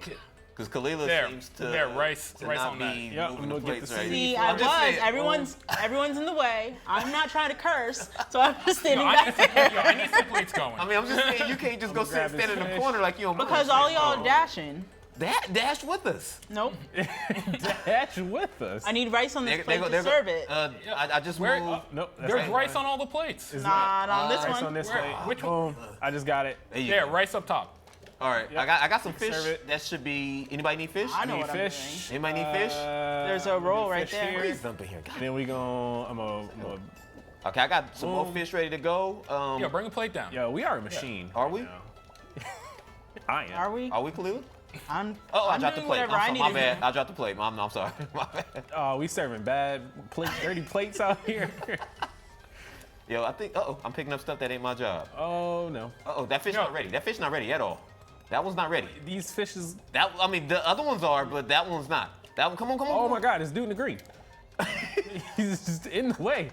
Who's green? Kalila's green. No. The guy wearing green walking I through. thought you meant Kalila. I need a. Kalila, where the plates? They're all out, and they're right down there. I'm the one picking them up. I'm not picking them up because there's nothing to wash. Here. Oh, Okay. We Did we do good? Did we do good? Did we do good? Oh, look at that. I think we could have did I'll more take than that. 13. No, I'm not gonna lie to you. Me and my son alone did 17 on this board. I remember. But you know what? I think less people. It's a lot more to go. Is it on me? Yeah. 1.1. My bad. I We just got a feel new like chef. I just feel like Kalila, you're doing a fantastic job. Mm-hmm. You're doing a good job. You're doing a Yes. good job. You are doing a good job. Oh, okay. You could throw. Yeah, people don't. toss them, but I I'm not even. I'm not, Yeah, I I'm haven't playing gotten this that part strict- down. I'm playing this like Overcooked 1. I'm gonna dash. I'm not throwing. Okay. Because the throw, dude, if you get it right, you can land it on the plate, and somehow the fish end up chopped, and everything's already done. I'm just like, wait, how That's you a do good that? throw. Yeah, dude showed me how to do it, but I just wasn't ready for. Wait, somebody. Is that me? No, that was me. Okay, don't do that, Zay. I didn't know. That's not your gig. I'm not a driver. So That's should not we you. talk about gaming? Oh man. Oh, yeah. well, first let's get this part down. Let's organize a roll. Then Then we when we- we're in Well, a the group, thing we can talk was, about. is like I We tried to just- organize a roll, and then everyone took all the rolls. So then that's why I stood in the corner. I said I was gonna just cut stuff. No, it doesn't matter. Let's figure out this. Okay, we so just we gotta wash gonna need plates. to. Yeah, just So Guess I'll wash some dishes. Okay. You put the plates out, Yep. wash them, and put them back out. This feels like we should be beyond this. Okay, I'll do that. I'll do the kidding. plates. I'll do plates. Wait, now we have to figure out where we are. So shrimp is the first thing we need. Oh damn, somebody did just bump into me. All right, I'm gonna put. Yeah, that's gonna be me. Okay, Yeah. boom. That first one is ready to go. Somebody dashing a little I'm too gonna fast. Okay, I'm gonna just cut up. All right, shrimp. I guess I'll serve the shrimp. Where do the plates come? Not yet. Did you say that already? Yeah, it was the first one. Yeah, the one thing I learned is that you get a lot of the stuff already cut and ready and prepared. So then once you send that first one out, then you can just have things ready to go. Crap. I made the wrong plate, and I got the nori. How do I disassemble? You can throw it away. You can throw it in. Don't throw it away. Yeah, the rice, Not the the plate, not rice the plate, Okay. but yeah. Yo, Okay, I'm gonna take this shrimp plate, out right now. Yo, rice. I'm gonna send that rice one out. plates all to the right side. Here goes some more shrimp ready to roll. I got 2 shrimp ready. Is anyone cooking rice? Yeah, I'm doing rice. There Okay. are three rice plates. I'm gonna just keep cutting my I can wash. Need a solo Okay, shrimp. my shrimp. Oh, now we can talk about the gaming industry. Can't we? I Games. feel like we're yelling. Yup. So I'm gonna just start with Video my story games. first. I grew up playing video games. You know what's funny, Bobby? I don't know if we ever talked about this. Cut me off too, but okay. I know I did. Go ahead. Go ahead. Go ahead. Yeah, serve that. I remember like, do you remember when you used to do the Madden videos and Call of all Duty. that? Yeah. That was like the first introduction to like blacks on IGN and like doing gaming and like being in the media and everything like that. And it was like super dope. So I'm gonna start off this appreciation of Black History Month in games with you, Bobby, because you inspired me. I appreciate that, man. So here's the thing. When I first started working here, I need a plate. 10 years ago, All the plates have rice on it. we were just cutting out 1-minute gameplay clips. Just random clips. I was publishing them. I'm like, what's the point of this? Like, what are we showing people? Like, there's nothing to this. And at that time, I was a big Call of Duty fan. Like, and I still am. And I was playing it all the time. And I was watching people do videos on just whooping people's ass. And I don't think not PG-13. Yeah. And I used to go, man, I'm not the greatest Call of Duty player, but I have stories. Like, I always have bad things happen to me. And in the moment, it's not funny. But when you think back about it, it's hilarious. Like, I've told stories, so I realized at an early thing. Can I send this out? Nope. Ooh, I almost messed us up. See, I'm getting distracted. How you take the shrimp back out that plate? I don't know if you No, can. once it's on, I think it's Okay, well that's gonna just stay there. Somebody got them a plate. But I learned basically that I wasn't the best Call of Duty player, and I wasn't never gonna be that. So I knew people were gonna always talk bad about me and be negative. So I decided, you know what? I'm gonna tell stories. So if you wanna watch Call of Duty gameplay, you'll have that. But at the same time, I'm gonna tell you these stories of things that happened to me. That's like basically how Kevin Hart does. He always talks about his family, and it's hilarious and funny. But to him, it happened, and he just lives in that.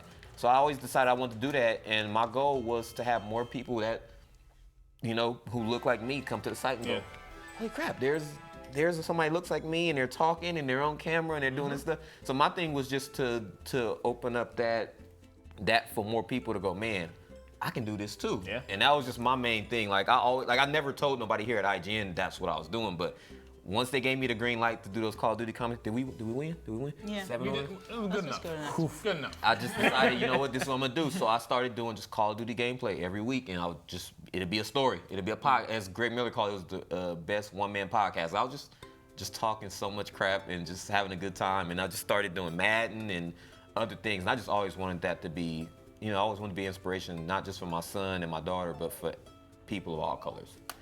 Whew, that was heavy. All right. Next, Leila. What? How'd you start gaming? What did you play growing up? How about that one?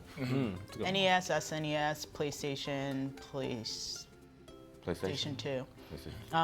Basically, so my sisters and I were all age gapped pretty big, but when she was in high school, one of her friends brought her Nintendo over, and my dad was like, "Oh, this is cool." So he brought it for Christmas, and he technically, I think, bought it for himself with games, but I enjoyed playing them, and he never was like trying to stop me from playing. He would just like watch me play, or like we would play games together. We used to play this chess game. I was on the NES, and we'd play Super Mario Brothers, and then we would go to like, I don't even know what they're called anymore, Hollywood Videos? Yeah, like those things, and we would rent video games all the time. Oh, my bad. I'm in your way. I'm in your way. No, I'm in your I'm just way. gonna dash. I'm just gonna dash through everyone. So don't. Yeah. What is? Keep going, Khalil. I'm enjoying this story. Yeah. I'm enjoying So it. that's how I started gaming, but I've always have. It's crowded up here. I don't know what this Yeah, we all should pick a job. I'm doing rice again. I'm not gonna lie to you. I'm infatuated with the story. That I'm playing the game, but I'm paying attention. Yeah, I'm trying. yeah. I'm trying to balance, but I'm. You ain't gonna. I'm not gonna. I'm like interested in this because I mean I feel like we all kind of had that same. So for me, one thing that I noticed here at IGN is a lot of people who work here that grew up playing all of these like Marios and Kirby's and all these different games. Yep. I didn't have a lot of money growing up, so my parents weren't buying these games left and right. So I basically played my sports games year round. I had Mario and all of that, but I didn't have every game that came out. It just wasn't happening in my household. So for me, I got used to playing certain games. So a lot of times when I hear people tell their story about, oh, I was playing Super Mario 2 and Super Mario 3 and Odyssey this and all these different versions of all these different games, I never had that experience. So I always felt out of the loop because it's like, dude, we didn't have money to do all of that. I was trying to start playing, but then I couldn't decide if I should talk about the game or follow up on what you're saying. Yeah, that's how I've. I mean, I had some games growing up. I had enough, but that's how it changed my mindset with games. So I play games competitively now, and that, as you know, the kitchen is burning. Man, Oh, yo, whose job is that, bro? I didn't even know that could happen. I'm just up here cutting stuff. I ain't even looking at the orders or nothing, bro. I'm taking orders out. Like if somebody needs some cucumbers, I got a few of them for you. Go ahead. I don't even know what to think about. Should I keep the kitchen? Okay, sorry, kitchen. But yeah, like that. I didn't have a ton of games growing up, but I definitely had enough. But it definitely changed my mindset about games, only having a few. So I always played every game to completion. Like if there was a hard mode, I would have to do it. You know, I had to unlock everything because I just thought of it as getting my money's worth. Sorry. Yeah. There's the rice. Damn it. I got fish ready. A couple of cucumbers on top somebody needed. Okay, I'm really interested in this. You know, Serving sushi. Yeah. But yeah, like that. Like once I started playing fighting games, that mindset just works for that so much because there's no. You buy one game and then there's no end to how much you can get out of it. Go ahead. Yeah, we played. I think my dad liked watching my sister and I play Mortal Kombat because we kept getting. Yo, that rice about to catch on fire, whoever it is. For a while, we even got the. I forget what it's called, but it's basically like Sub-Zero's like story, and that brought Frost into the game and stuff like that. You're a big Mortal Kombat fan, right? Yeah. See, and I always hear you talk about that, but like I never see you on none of the Mortal Kombat stuff. We should have you join in on some of this stuff because that's the one thing I like to hear about. Like some people who I talk to, you guys are, especially you guys know your stuff in the different areas, but you don't get a chance to get on and talk about it. You know, like even like how you said, you and your dad and your sisters, you guys had all this stuff. Yeah. You know, even a family game. Exactly. My young sister used to just get on and just play, and I used to go, I don't think you should be doing all of that. But that was just the family stuff. We did it. Yeah. For us, it was like. So I think my dad bought GTA 3 for himself, and then we would all play, because my dad would just try to get all the stars, and 2 stars not good to me. No, here's the thing. We can silently get 3 stars, or we can talk and get 2. There's just no have to go with 2. Yeah. We don't just shoot for 2s. I want us to get 3 stars, but still be able to talk. Let's multitask. Let's multitask. That board was a little too much, because I couldn't move. It only gets worse from here. I'm getting Joy-Con drift right now. All right, let's do this. Let's get our plan together as we looking at this, and then we can just do that plan and talk. I'm always doing rice. I'm doing nothing but putting rice. Your rice was on fire at the I'm doing nothing but Don't put rice on all the plates, because some stuff doesn't need rice. And then there's put no rice plates. on all the plates, and you guys can deal with it. Yo, wait. Also, I'll pay more attention. I'll pay more attention to get to Hit that. Hit the bumper. See that little bumper to the right of that building? That thing over there? Yep. Yeah, that's how roads work. I don't think so. I don't think so. Not at all. I see where you were going with that, but I don't think I'm going to no bridge. I'm doing that. So this one, This level, the stuff slides. So basically, 2 of us. So we just gonna fail. No, we're gonna do an amazing job. You'll definitely get 2 stars. We have to cook tomatoes and pasta. So you'll be in charge of pasta. I'm gonna do pasta. Okay, hold on. That is so rice. you gotta boil macaroni. Yeah. I'm doing that. And you can put them on all the plates. I'm gonna chop the tomatoes and meat. So here's the thing. Oh, I was still reading. My bad. The tomato has to go to the meat before it can go to the plate. No, the tomato needs to be cooked and can go on the plate. Can I get over there? Yes. Whoever. Wait, what am I? Wait, which one am I? You're. I'm blue. I'm blue. Okay. Okay. So this chopping board is going to start moving, as well as. Where is? Yeah, as. Nice way over here. Why they not on both sides? Okay, so remember, Sorry. let's get our like 2 meals ready first before we send that first one out. Wait, is this thing? Oh. Is this thing leaving? Oh, it's going that way. Oh, bro, I've never played this board before. I was not expecting that. Yeah. All right, wait, are we No, boiling? that pasta has a plate. That pasta is plated. Are we cooking tomatoes? Yeah, but don't I gotta? Yes. Oh, spaghetti. Tomatoes. It already has a plate. Oh, we got cooked tomatoes on Like the I on the didn't burner. say anything. It is I heard everything you said. It is exactly like you didn't say anything. Oh, there you go. So I just tossed that. I might have tossed it. I didn't mean on to the grab plate. that plate. Here, I'm tossing another one. Boom. I don't think that's where it goes. That pot has pasta in it? Yeah, I don't think. Can somebody serve this plate because we don't have any more plates? Nope. Wait, where is it? Right here. Oh, Yeah, down go- there. I didn't even yeah. see it. Okay. We got another one ready to go. Okay. Is this one? Okay. Is this one ready to go? I just need a Yeah, plate. serve that. Serve that. Somebody wait. needs to wash it whenever the plates come through. I forgot the. Oh, there it is. Boom. Yep. Where's the plates?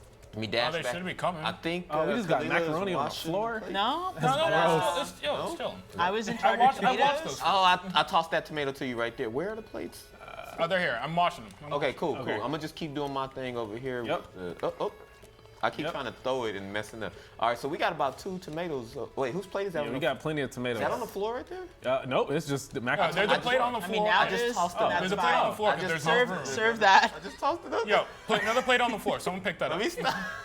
Oh no! I got a tip got for that. Wait, okay. You got a tip. I got a All tip. right, I got spaghetti. Is this Wait. ready? Right? Yes. Let me just put the sauce on it. I'm gonna sit it down and you. Okay. Yep. Okay. All There you right. go. And you put the All plate right, back. all right, and I'll here. make Okay, the fine. sauce. Serve that. Serve that. I'm gonna make a Yeah, good right now. reduction I ain't- sauce. All right, so who's up next Which talking about sauce? stuff? Isaiah. Isaiah, yeah, go ahead. What? You're, Oh yeah. Get in the game. Fire. I got it. Okay. Yep. Cut some Where's the tomatoes? Oh, they well. All on the cutting board. Okay. Ready. I think. So I need to put. I'm put one in there. Boom. This one's ready. Yeah, I didn't get into gaming, I first got into gaming. It's taking a long time. When I was like really little. My dad had a Game Boy, like original Game Boy. The fat one, the With brick. with the AAA batteries.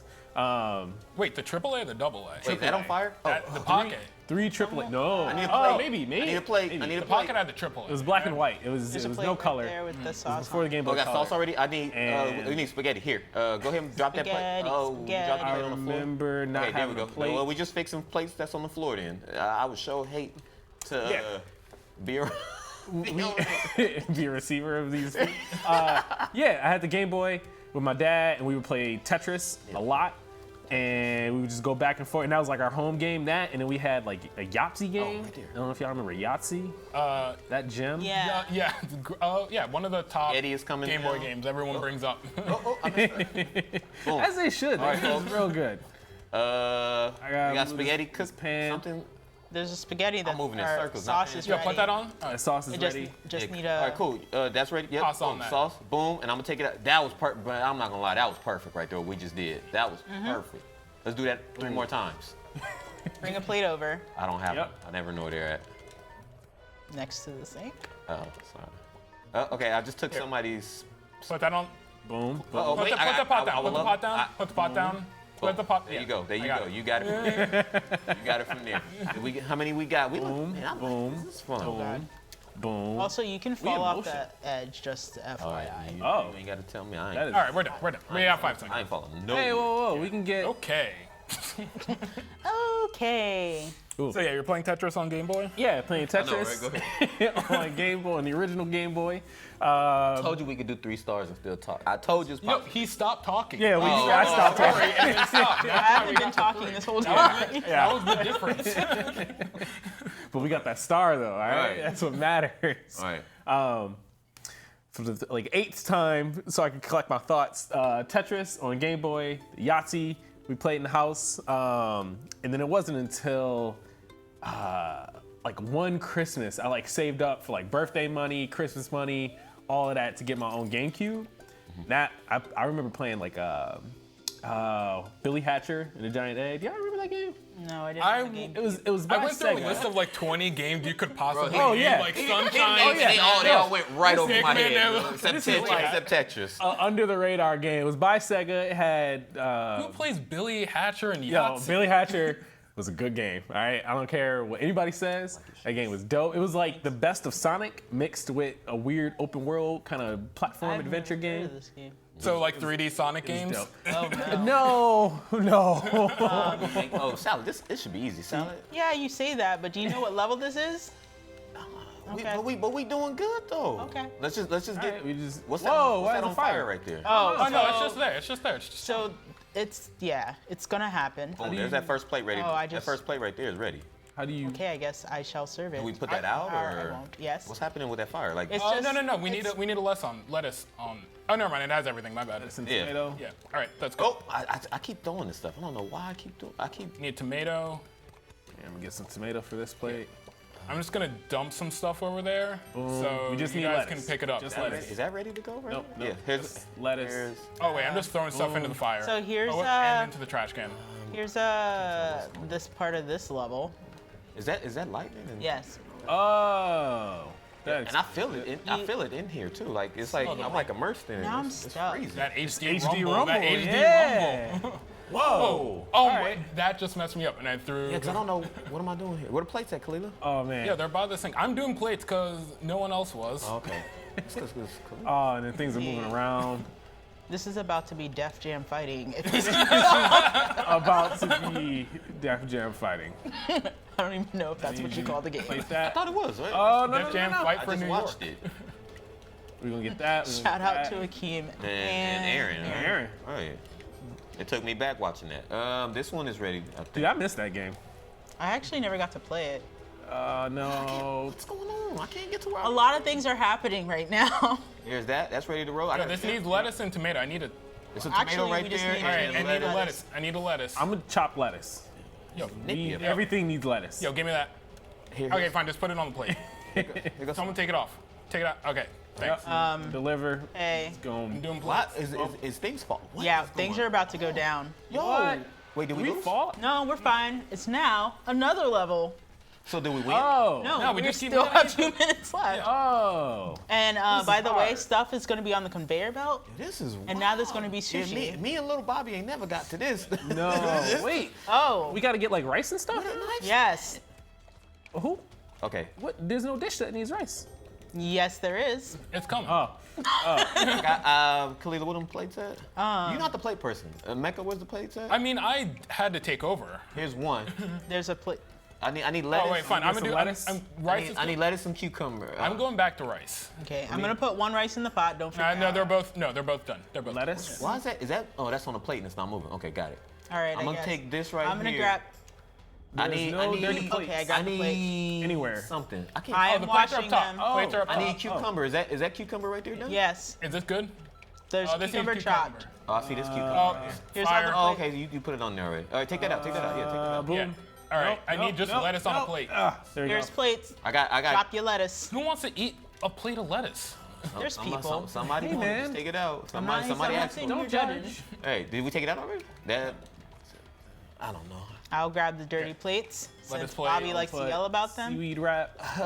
Get this rice from over Okay, here. Yo, we need a cucumber. Oh, I'm cutting up. No, we need for it. no reason. And Okay, we then don't I need a that right cucumber. now. Okay, so I'm gonna just. Yeah, put it there's over no here. more salads. Now it's all sushi. Oh. Got it. Okay, well, That I'm gonna cut up another explains tomato just in case. a lot. So I need reason. I don't know. fish. All right, I'm gonna make my own. Let me toss that out the way. How you get rid of it? Trash can. That trash We don't can. need that over there. All right. I hope. I'm gonna build this whole plate myself.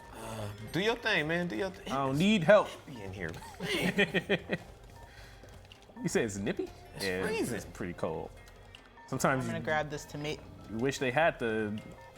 I ain't got hungry. I'm gonna just curse. I done got hungry too. No, this is. Is there? Come on.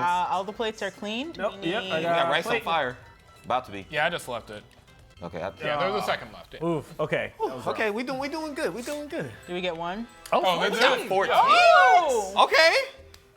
Okay. I'm not gonna lie. I thought we did like 4. I put out maybe That was one. all in the first part. The second part, we were just. I did one. Yeah. Okay, all right. I was expecting a good 6. Really? in I was total. like, man, I know I took one. I saw you take one. I'm like, well, we ain't gonna do too good. There's gonna be 1 star right here, but. Well, yeah, 3 stars. You know what? I'm proud of us. Cool. That's what we stopped the deep talk about. You We know, gotta stay shallow. That's what it is. We stopped our background story. Yeah, let's keep the conversation to just like, what's your favorite What's your favorite food? color? What color you like? That's actually a good topic. What's like a staple food in your house growing up? While we playing Overcooked? My mom's from the Caribbean, so jerk chicken and that shrimp that you brought, that it was spicy jerk shrimp. Oh, that was spicy and delicious, man. So I appreciate it. I'm not driving, huh? Oh no, I took it. Go ahead. We going to the throne? Wait, no. Why do Going we back to the beginning? Oh, I don't know. I don't know what I'm doing. Okay, so that's why. All right. That's why you don't drive. I had my chance. You driving? You took it. I was wondering what was going on. Driving us nowhere. We can just walk back out. Yeah. All right, man. Sorry about that, Chief. We'll be back out of here, man. My bad, Mr. Onion. Hey, what's the update? Nah, we just wanted to stop by for a second. Okay, all right. So you say staple food. Now or you said growing up? I said growing up. Growing up, my family's Nigerian, so like jollof rice, farina, baked chicken. Ooh, curry chicken. Trying to think what else. Yeah, man. I don't want to tell mine then, because we was. It was all basically the fried stuff. I mean, Hey, man. Even now though, that's not my household. Like my kids, when they get like some fried chicken or something, they're like, "What is it?" Or fried fish. I'm like, "This was the staple when this was growing up." That's what we grew up on. Every now and then we had a special dinner that was fried chicken and donuts. We had that last. I don't know what the Fried worst. chicken and Yeah, like we would mad like my about mom would go to Together? the grocery. Yeah, you just get like a plate of fried chicken and donuts, Oh, we have to throw. and that was the meal for. Throwing. Okay, so I we can pressed know it. that. I've been throwing for the last 3 boards. Only so I raw got that ingredients down. can be thrown. I Oh. got the throwing down. So I'm All over right. here. All right, We yeah. chopping. Wait, how do you throw? Oh, I'm a Wait, what button is thrower. throw? What So button? I'm gonna grab a Wait, potato. what is that? A potato? You gotta throw them. So French fries. Throw Okay. the Did I chicken. throw it right at you? Yeah, I was- Yes. Oh, that was All right. spectacular then. Okay, that worked. I'm in charge of Robbie. potatoes. You're in charge of Need the chicken. blue. So my Oh, you hold X. You hold X and like a. Am I frying chicken or? No, you gotta throw it. I gotta cut it. Yes, you gotta will throw be. it. Hold X and. There you yeah. go, right there, bro. You got it. Uh. Here come another one. Here come another one. We don't need it, but here come another one. Oh wait, what are you doing? Wait. I throw it Oh, back. you throw it back. Got Yeah, it. yeah. Got it. Yeah. Got it. Is it ready to roll? I think you gotta cook it now in the deep fryer. Oh, okay. There you go. But you can throw that other chicken. I'm gonna cut that. Get that ready. Boom. Boom. Oh Catch boy, it. this is special. I This like is good. this. Speaking of fried chicken. Oh wait, you leaving me though? Hold on. Oh wait. Don't throw nothing back yet, cause I think the chick. So what's next? Well, I can throw it in I need what is that? What is it? Chicken and potato? No, chicken and fries. Here you go, Kalila. I already got the fries. you just. Here goes I'm some- already on a think mission. of hot grease. Here goes some You chicken. put it on a plate. You got 2 plates next to you. Oh, okay. Yo, we're just sitting up here just waiting. chilling. Yeah. This is you the go. easiest There go way the- yet. I'm throwing another one too. Here go another one. Oh yeah, there we go. I'm throwing them too. There that's you go. sweet. Yeah. You keep throwing. Yeah, here we go. Oh, I like this. This is dope. Why am I not putting this in the deep fryer? What's going on here? Because it might your be something deep fryer is over here by me because Oh, that's where you left it. Wait, is that mine right there? No, that's yours. Oh, mine on the floor. That's mine. Wait. Oh, so you just got. There you go. All right. Okay, well, Here. I'm minding Oh, my man. plate. here. Oh my god. Oh man. Yeah, I got a lot. Yeah, we can't talk. No, I'm fine. Yeah, we can't talk with this one. Okay. Boom. I'm fine. We just need guys. basic chicken, just regular chicken. There's. I mean, should I just go for a swim? Because I'm not doing it. Don't because No, I'll be out for like 5 I seconds. need fries. Where the fries at? All on the floor. I'm on charge of fries. You be in charge of But chicken. but I have chicken for you. That's what I'm saying. Is this? Oh gosh. You could just set Just chicken put it, out. put Just it set out chicken there, and I'll. I'm putting it on the ground. That's fine. Here go more chicken right there. All right. We gotta send the orders out. I have been. I'm gonna go. Yeah. Oh man. Yo, Cleus, are you plating the Do you fries? see me with these fries? I'm just how it asking. You see me This put is it on the how plate? All right, we got one plate. That's good to go. That top corner. Yes, I'm trying to grab it, but I caught the chicken. I've actually been putting out plates this whole time, but you guys haven't noticed. Bobby just throwing chicken. See, He ain't cooking. Bobby's sitting here yelling at everyone, but he's not actually cooking. Where's my plate? Oh, okay. Oh, You mean that plate all the way over there in that corner? My bad. So do There you we? go. You can just send that. Just send that. Oh no. No, Yeah. I Oh, can't wait, we send it. I can't can't even- just we can't send even that. go It's off. ready. I can't just send it. See, No, that's we what I'm No, saying. there's a. Oh, you killing me. Yeah, we can't come trapped. How am I? Nothing. We We're trapped. Here. Here goes some more. just gonna. And here goes some more. There you go. Don't send nothing else. We don't need nothing else. You don't need nothing. Y'all need to cook. I am cooking. Y'all have Don't so put the much- meat on that. The potatoes are there. Wow, this plate needs chicken. Bobby. It's plenty. This is a 1 star. Here, there you This is a go. 1 star. What's else on the floor? Is this Chicken. All of that's chicken on the floor that you just throw to us. Yes. Sorry for not throwing all these potatoes. No, Here you go. I'm just. Don't even bother. Just don't even bother. No, we're good. Oh, that was tight. You have everything you need down there chopped. do Right? have No, literally we need everything. fries. I need. Oh my God. Just go over there. Put the. There. Oh my God, Bobby! And now we don't even have a fryer. Don't touch the fryer. Don't touch my fryer. Man. Yo, what's going on here? You throwing away. You throwing away fryers. No, that one was broken. It was broken. Where the potatoes at? Let's. We did our job. We did. There was no food on our floor. Squeeze me. Hey, Three of us did our job. Okay. Just move on. We got 3 stars on that one though. How did we get 3 My stars? bad. Let us be happy about what My was bad. had. My bad there. I'm sorry. That threw me off with y'all over there, and I'm like, well, why they ain't doing nothing? I wasn't tossing. My bad. You were. There was so much chicken over here. There was no room to walk. Yeah, see, my problem was I was like, well, wait, I need potato, and I never saw your plate, so I was like, well, I don't know what to do because I got chicken that's ready, and they need to put like 3 fryers over there. Me and you are cooking, and they got chopped. It'd be. Because I feel like it should have been like 4 fries. We waiting on just my 1 fryer. I did give out a lot of fries. Somebody's driving again. Hey, I did. You got it? All right, I'm going to give it to you. I'm not doing anything. It wasn't me? There we go. Is this it right here? Mm-hmm. Oh, no. You always do that. See, then I get nervous, and I'm like, man, so this ain't. I'm just trying to prep you guys when I see something like that. So this one will be moving. Are I've we never gonna fall played out this the sky level. again? Probably, if we don't watch where we're going. But I want to get back to the stories, though. I mean, I know we can't concentrate when the story's going, but that stuff is pretty cool. Oh man. I don't want to, but as soon as I say I want another story, Dan wants to wrap us up. So, wow, folks, Dan. This has been Overcooked 2 on Nintendo Switch. I'm Bobby of 1984, Kalila, Emeka, and Isaiah. Thanks for tuning in and watch us try to do our thing and tell our stories. For everything IGN, keep it locked right here on IGN. Yo, what's up? Welcome to this IGN stream. We're celebrating Black History Month. Of course, my name is Blessing Adeoye Jr. of Kinda Funny, and I'm joined by a few IGN employees. Yeah. Yeah. What's your name? Isaiah Smith. Isaiah Smith. How's it going? Good. How you feeling? Pretty good. Are you having a happy Black History Month? I'm having a good Black History Friday and Friday. It's a leap year too, And which makes this. we get the extra day. Yeah, you get an It's extra so day good. of all this. Awesome, sir. What's your name? Emeka Nwosu. Awesome. And you? I am Tayo Yakin. Awesome. So I want to know what you guys do for IGN, and we'll start with you. Sure. I'm in software engineering, so I help make the IGN apps and keep the website going, try to bring cool features to the site for everyone to use and play with. Cool. Do you enjoy it? Yes. Most days. That's the right answer. Emeka, what about you? I'm a business intelligence analyst in revenue operations. So I kind of do a bunch of data projects, and I search for findings and present that to higher ups to make good business decisions. How did that happen? How'd you fall into that? So I wasn't actually going for that. Oh, really? I was living in Boston at the time, and I was working at a tech company and also finishing up grad school. So my career path was really, I was trying to be a data scientist at some tech company in Boston because I was really enjoying it there. But things fell through at the company I was working at, and then I was unemployed for a little bit. I was looking for jobs in Boston. None of them were taking me. So I also checked for a job at IGN, but I didn't think there would be anything that fit my talents because, when you think of IGN, you think of like, oh, do you review games or are you good in front of the camera? And I'm like, I don't do either of those things.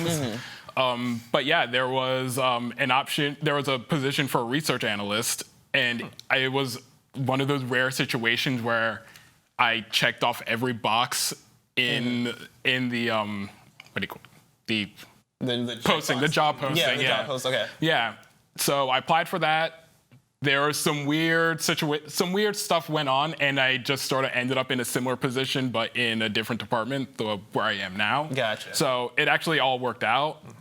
But yeah, it was I kind of just fell into it Did you have the idea that you wanted to work in games or at IGN at all, or was it really like a, man, I really kind of fell in here? No, IGN was actually the first job that I ever wanted from listening to the podcast way back in like 2007. So before NVC, back when it was Week in Review with like Matt Casamassina and Bozon and all them, and like listening before Podcast Unlocked back when it was 3 Red Lights, like just hearing the way those guys talked about working at IGN, that made me want to work here.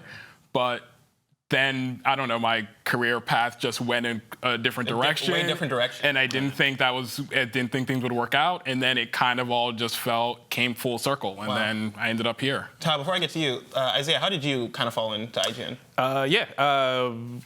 Every year, the engineering team at IGN has an internship called Code Fu.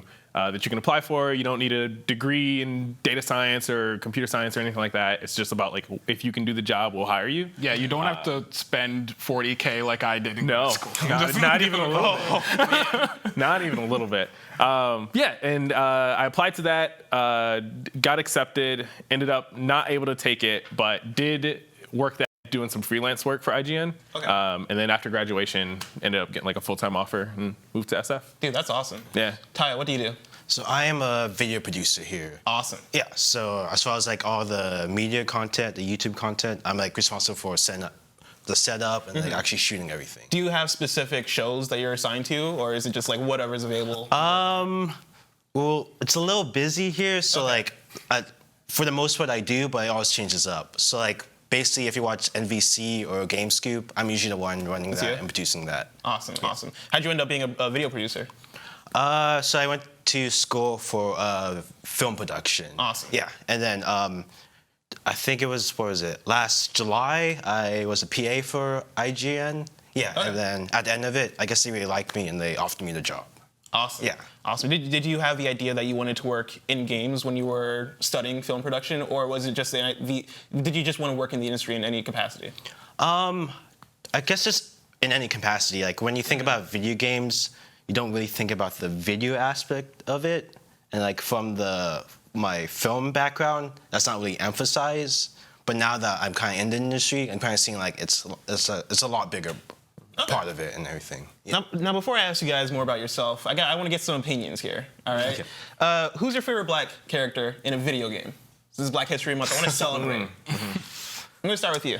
I'm gonna zag on this one a little bit. I'm gonna go for a lesser character, like a lesser known character. Yeah, not lesser character. The worst. I'm gonna go with Riley from The Last of Us Left Behind.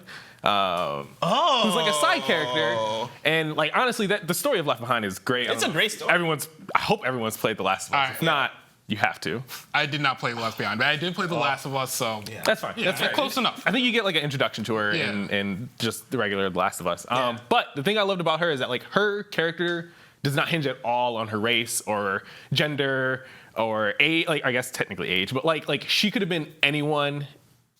Period. But they like chose this like cool, relatable, like just black girl. And I have like I have a little sister who like, okay, it was cool kind of seeing like her representation a little bit in video games, and a game that is really good at that. So yeah, I'm gonna go with her. Somebody who didn't need to be black, but they made them black, and they were fine. They were great. Mika, what about you? Who's your favorite black character in a video game? Recently, I have to say Leroy Smith in Tekken 7. Oh, yeah. Is he out yet? Yeah, he's out. So, oh, man. Yeah, so Leroy Smith, black guy with, like, old black guy with, like, long dreadlocks, and he has, like, a cane. He's blind. Yep. He has a dog, and it's just the most... Like, in the game? Yeah, in the game. Yeah, you can send the dog out. All right. Yeah. No, we're doing later. But yeah, it's just like the most like over the top. He just looks like everyone was so hyped for him. It was just the coolest looking character. He recently was released in like December, but I didn't play him because he was way too overpowered and just. Oh yeah, I saw videos of some of the hitboxes and the combos he did that did a lot of damage. It was it was pretty stupid. So I tried him out, but I was like, this is too much, and I know they're going to tone him down. Yeah, they're going to nerf him at some point, so you don't want to feel all that power and then lose it. Yeah, so like as a competitor, I didn't think it would be worth my time to learn this character when he's super good and then have him change to like be normal and then sort of relearn him. So he was actually just got a bunch of balance changes, and now he's kind of like where the rest of the characters are. So haven't gotten around to it, but probably like this weekend or next weekend, I'm going to actually start playing him, and I'm just very excited to do that. Yeah, because God, I love Leroy because he's like unapologetically black, right? Like in his reveal trailer, I think it was like a rap song where he's like rapping about how like dope he is. Yeah, or the like, did you see the T-Pain cosplaying as T-Pain him cosplay? with the dance? That is. It's just too perfect. Yeah. I think that's the awesome thing about video games and entertainment in general is that they allow us to kind of connect better, right? We have these characters where I know for us, right? Like I often wish there was more black representation in video games, and so when we do get it, right, it's one of those things where it's like, yeah, T-Pain cosplays Leroy Smith because it's like, dude, one, that character looks awesome. You know, two, it's like a thing to celebrate. It's a thing to be happy about. It's a thing that is awesome. What about you, Tayo? I would have to say Alex Vance from Half-Life 2. Nice. Yeah. Yep. I'm a big fan of the series, and I just kind of like how she's not. You see a lot in video games, just like stereotypical characters. She's kind of more fleshed out and diverse, like that about her. Yeah. Yeah. Awesome. Next question for you guys: are there any black people in the video games industry that you guys look up to? I'm gonna start with Isaiah. Man, that's a good one. You kind of got to think about it. Yeah, like there's a correct answer to this, by the way. There's a correct. There's a correct answer. It's a blessing. Yeah. I've only been in this industry for 2 months, but if I'm not fair, gonna answer, that is fair. You're messing up. I mean, besides Blessing Jr., of course. You know. I mean, I think there's a lot of great like voice actors and talent in the games industry. Yeah. But I think personally for me, it would probably be a lot of the like people I meet at like game jams or people who you go to a random meetup here in SF and like they're working at like Tiny Gems or something and they're like doing cool stuff behind the scenes. Like there's a lot, I mean, obviously you could look at this panel, you know, and like there's a lot of people behind the scenes in the industry that you just don't know their name or their face. Yep. And so anytime I can meet someone like that, it kind of inspires me to like do more and be better with like representation in the games industry. So I'm not gonna say any like public figure names, although I will say, who is it? Najee Jeter? I think that's how you pronounce it. He was Miles in the PS4 Spider-Man. Oh, okay. That's an awesome one. He's if I have to say like a big like a named person, it'd probably be him. Nice. I love Spider-Man. Mako, what about you? Yeah, keeping things fighting games related, I will say Eric Small, who goes by Big E. So he runs major tournaments in Philly. So he runs one in Winter Brawl, Northeast Championships, and Summer Jam. And actually, I think Winter Brawl changed to something else, April Annihilation. But basically, he runs these three or so major fighting game tournaments in Philly or sometimes New Jersey every single year. And they get like hundreds, thousands of players that come from, you know, the Northeast, you know, other parts of the country, even from, you know, different continents. So like, you know, Asian players will come over, European players will come over. And yeah, he just runs these huge events and they're all extremely well run. There are like rarely any issues. And he's also just very like personable and like open. Even for like smaller tournaments, he'll still run those and you can just easily talk to him. He knows everyone personally. And even though I wasn't living in Philly proper, I was in the suburbs. So I only like sort of was in the Philly scene, but not really. And he always remembered my name and, you know, asked how I was doing and like how I did in the tournament. Yeah. And he's just a great person all around, and just being able to manage all of that over and over and over again with like few or like very few to no errors. It's just very impressive. Yeah, that's awesome. I know for me, Khalif Adams is one dude who, from Spawn on Me, is one dude who I look up to, you know, for similar reasons, right? Like, he's a dude who reached out to me when I was making content for, like, say, like, a couple hundred people, right? Like, I wasn't making content that was, like, breaking through. But, you know, he was a dude who noticed me and reached out and really supported me, right? So for similar reasons, right? It's awesome to have people that, you know, see you and remember you and support you. Like, that's always a super awesome thing. Tayo, do you have anybody? So I would say I'm not really sure yet because I'm also kind of new to the industry. I've been in this industry about 6 months. Okay. Yeah. Yeah. So I've been. Of course, there's always a cheat answer, which is Blessing Adeoye Jr. So blessings too, but also IGN's very own Akeem Lawanson. Oh. Yeah. I hope I pronounced that right. Yeah. Yeah. Why do you love Akeem? I'd say that because you don't really see a lot of people in front of the camera who are diverse, so it's kind of nice to see that. Wow. We got a special guest. Yeah, Akeem. But yeah, that's awesome. Sweet. Well, that brings us to the end of this interview. Thank you guys so much for joining me. The stream continues. Black History Month, we're celebrating here at IGN.com, so keep it locked. We'll see you guys later. Everybody loves watching a speedrun of their favorite game. But what if you got the opportunity to peek into the minds of the developers while they watch their games getting completely wrecked? That's exactly what happens in every episode of Game Devs React to speedruns. Yeah, you can do that. Oh my god! We invite you to ride along with the developers as they react to, question, and enjoy some of the most skilled players exploiting and speeding through a game it took years of their life to create. Join us every Saturday for a new episode. Yo, what's up? Welcome back to this IGN Black History stream. You just heard me talking to these guys about what they do here at IGN, and now I am about to rock these guys in Tekken. JK, because this guy is an expert. This guy has a freaking fight stick. He's got A hitbox. No joystick on there. No joystick on there at all. It's all buttons. This all buttons? I love mashing buttons, so I was like, no stick. Just let me mash even more buttons. Oh man. Well, Emeka here is the Tekken expert, and you know you're about to school us. Right, me and Isaiah here are about to play you. Right, it's gonna be a fun time. We can get into it. The thing that scared me is that as soon as I walked in here, you're like, okay, who do you play? Do you play as Zafina or do you play as Eliza? I said Eliza. Yeah. Yeah, and I'm like, oh no. When you start asking questions like that, it's like, oh, it's over for me. So let's get into it. Where are we at right now? All right, so go to offline and go to versus. Yeah. Oof. Oh man, they still got Law in here. Yeah, they got. Now, are all the DLC characters unlocked? Yeah, those are the two ones that I haven't downloaded. Oh, on that you this haven't one. downloaded. Yeah, but everyone else. Okay. Is in, so yeah. I thought you were saying that those were your mains. And Oh, so no, I need to stay away. Yeah, That's why I was like, oh snap, he's about to get. No, it I in. just meant like, do I have to download them? I don't care who you play. Gotcha. Hit options. Do you play Tekken at all, Isaiah? I haven't played Tekken in a while. Okay. It's been a mean minute. Gotcha. Omega, how often do you play Tekken? I played this morning at 6 a.m. and then I played. That's all you need to know. Right there. I play. About to get rocked. I practice for an hour every morning before breakfast. What in the world? Do you go to EVO? Yeah. I went to EVO last year. I'm gonna go. I already bought my stuff to go again this year. Man. This dude, I should have stayed in the back. Yeah, gave me a choice. I'm on here match. last minute. I was like, hey, can I play some Tekken? These guys seem fun. And then they're like, oh yeah, go for it. And I'm like, oh no. I didn't know I was getting myself into. I thought we were playing some casual matches. This man has a fight stick. Fight stick has an IGN logo on it. Oh no. All right, so who do you guys choose?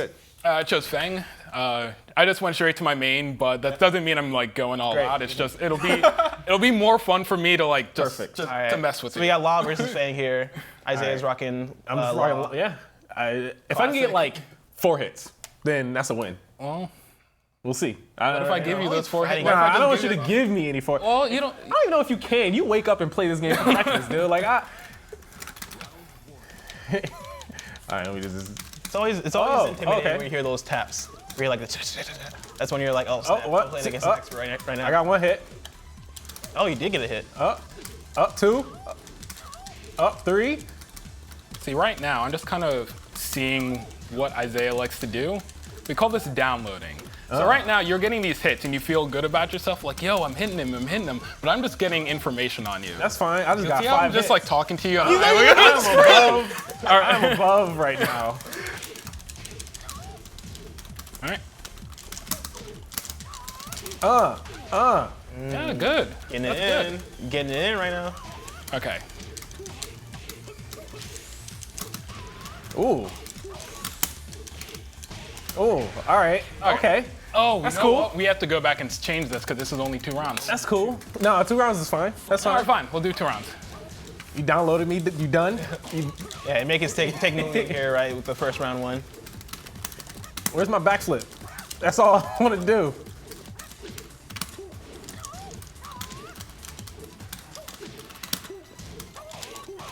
Oh no. Oh, damn. Yeah, that's when you get into that loop, you gotta pay attention. Oh.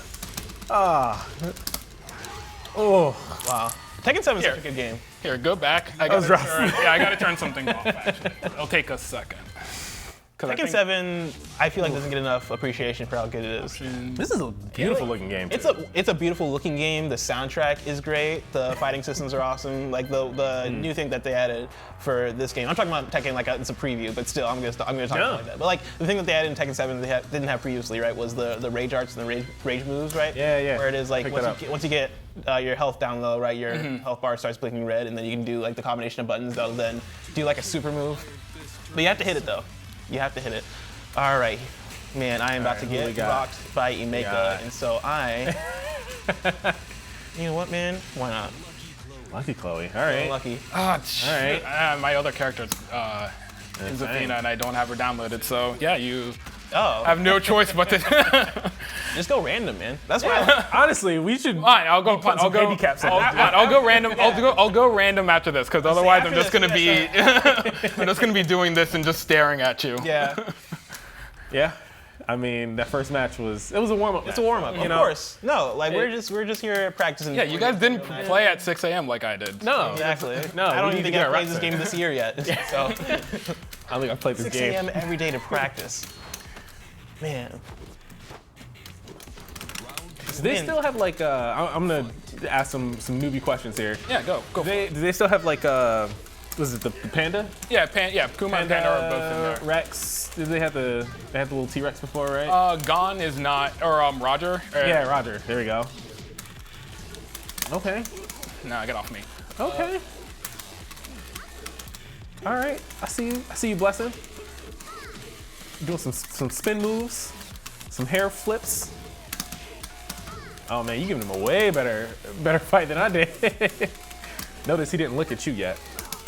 All right, Emeka. Let's put the real challenge on you. What do they still have that wood character, the one that can just like beat anyone else? No. That was my favorite. Sorry, I make sounds. Oh man, I got the first round. Ooh. I'm scared. My palms are sweating. He's nervous. This is evil for you. This is just like. All right. Oh man. I like her fight style. Yeah, she's a breakdancer. Yeah. That's why I chose her. She's giving me like Eddie vibes, but. Yeah. Is Yoshimitsu still in the game? Oh yeah. Okay. He's in like a bunch of fighting games, like even like across brands, right? Oh. So yeah, that's low range. We also Yeah. about earlier. So he's one of those types of That was players cool. who will just wake up rage art. Oh. You can't. No, you can't have ones man. after that. Oh, that came close. Man, happy Black History Month.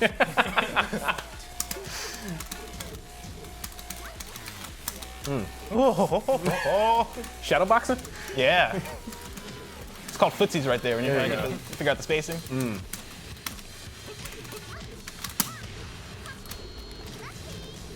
Okay, here's the problem. I'm kind of playing you like you're a real player. Yeah. Well, that's where I get people is like. Yeah, I'm like, oh, okay, wait a like, minute. You're going to keep hitting buttons in these situations, so I should just do this. Oh, there you go. You're learning to duck. Now you're ducking, and now I'm going to do mids. Ooh. Dang it! He's downloaded me. He did it. He did it. Oh man, that was a 5G connection too. He just instantly. Oh had yeah, you. no, he had the full downloaded the full file. Oh man. Man, this game is like really beautiful just to watch. Oops. Even in like the background, like random interiors of the buildings and everything, it looks really good. Oh, see that? Now you're not hitting buttons. He's trying a lot harder. He's got to. Now he really wants to win. That was just a cool looking move. Getting nervous. Damn it! I messed it up. So generally rage arts, you can just punish them with like the same thing. Oh, so close. Yeah, like most rage arts, you can punish them the same way, over and over again. Oh. Thank you. Oh, man. But that rage art is very specific in that you have to block low. Simple select back to character select, is that what that is? Oh, that you can just change character and you don't go back to stage. Oh, gotcha, because I want to hand That's pretty good, yeah. Yeah, go to character. Or go to character so we can keep the... Okay, whatever. Oh, okay, I see what you mean. Yeah, we'll just do character select. Dope. So yeah, Blessing, what would I mean, you threw some questions at us earlier. Oh, yeah, Trying to yeah. return the favor. Oh, what do you guys want to know? Oh, let's start from the top. Who is Blessing Jr.? So for people who do you have Negan unlocked in this game? I need to try out Negan. 'Cause I've never. Whoa, hold on. Okay, we'll get to you later. Negan's Walking Dead is a DLC character in this game. Are you serious? Yeah, did you not? Dude, yeah. Oh man. And I still haven't so tried him out much. because I didn't buy the DLC. When I get the controller back, I'm going to try him out because I want to know. I need to know. But yeah, Blessing Adeoye Jr. from Kinda Funny. I've been working at Kinda Funny for like 2 months now. And for people who are unfamiliar, right, Kinda Funny is a YouTube channel, youtube.com/kindafunny and youtube.com/kindafunnygames. If you're familiar with Greg Miller, he used to be here at IGN, right? Like Greg Miller started Kinda Funny. It's him, it's Tim, it's Nick, it's me, it's a cast of quite a few people. Bear, our good friend Bear. Yeah, Barrett Corney's the homie, Joey Noel. I can just name everybody in before I mean, yeah. Frey Mirabella does some stuff now, does like part-time stuff for us now. But yeah, it's a team of people, right? We make content, we make videos about video games and nerd culture, right? That's why we're kind of we're split into 2 channels because Kinda Funny Games is all our game content, right? That's Kinda Funny Games Daily, which is our daily news show, which I just saw IGN announce their daily news show, which is fun. Yeah, competition, I love it. Bring it. We gotta keep you on your toes. Who's hosting that? Destin the Gary, bring it. Yeah, we have KFGD, we have PS I Love You XOXO, which is our PlayStation podcast. You hear that, Jonathan Dornbush. We have our game streaming that we do now, and Kinda Funny Gamescast. I'm on all of those, and Gamescast is our general, like, every week we have a different topic that we bring to the table, and so the last episode we did was the games that are 10 out of 10 games to us, right? And last week we did I forget what we did last week, but we've done like most iconic games, stuff like that. That's what Gamescast is. Every week we have a different topic. And so that's what we pretty much do on Kinda Funny Games, and that's all the stuff that I'm involved in. And then on youtube.com/kindafunny, that's more so the other guys, but that's where they touch on like Marvel movie reviews. They have the Kinda Funny podcast, which is like the general chat show where they talk about life and comedy and all that stuff. But yeah, if you're interested, youtube.com/kindafunny, youtube.com/kindafunnygames. All the content's there. I'm a host/producer, which means that I'm just on the shows, talking, giving you video game news, all that good stuff. But then I do some producing as well, which means that like I'm behind the scenes doing metadata, prepping shows. I was gonna say ideating, creating ideas, all that good stuff. That's what I'm doing. So far, Negan has 2 rounds. Yeah. On Leroy. Oh. Which we talked about Leroy in the previous segment, right? Leroy. Yeah. Leroy Smith is the. Yeah, you said I could like call my dog out, and I don't know how. It's triangle. I'll let you live. It's triangle plus X. The mercy shown by Yumeka. Here, get out of that stance. So we do. Oh. Go, sugar. That's awesome. There you go. Look at that, guys. Dog for the win. Awesome. Dog for the win. Well, that's dope. How you liking Kinda Funny? I'm really enjoying it. Before Kinda Funny, I did OK Beast. Which OKBeast.com. Where have I seen that before? Oh yeah, OK Beast, right? OKBeast.com/store if you want one of these shirts. But OK Beast is what started off as a portfolio. That's like what started me off as. In like 2016, right? I started it with the idea that, hey, I want to work in content because I've seen what IGN does, I've seen what GameSpot does, I've seen what Kinda Funny does, and I want to, break into the industry. I would like to, at the time I was like, I want to work at IGN or I want to work at Kinda Funny with Greg. You guys can run another match as I'm talking. All right, yeah. But it was me doing that, and then over time it kind of grew into like, okay, cool, we're gonna have people on, and we're gonna do like a podcast. Are you choosing Panda? No, I'm randoming the worst characters. you're using Panda. Oh yeah. Gotcha. But yeah, like for OKBC, I did podcasts, articles, videos, and all that stuff, right? And that was very much like a side gig. It turned into something bigger. So now it's still going, right? I have my homies there doing OKBC, and they still run the podcast, and it still has a community and all this stuff. But that was like a part-time job, where now Kinda Funny is a full-time thing, which is a much different experience. I can imagine. Yeah, but I really enjoy it. The team over at Kinda Funny is awesome.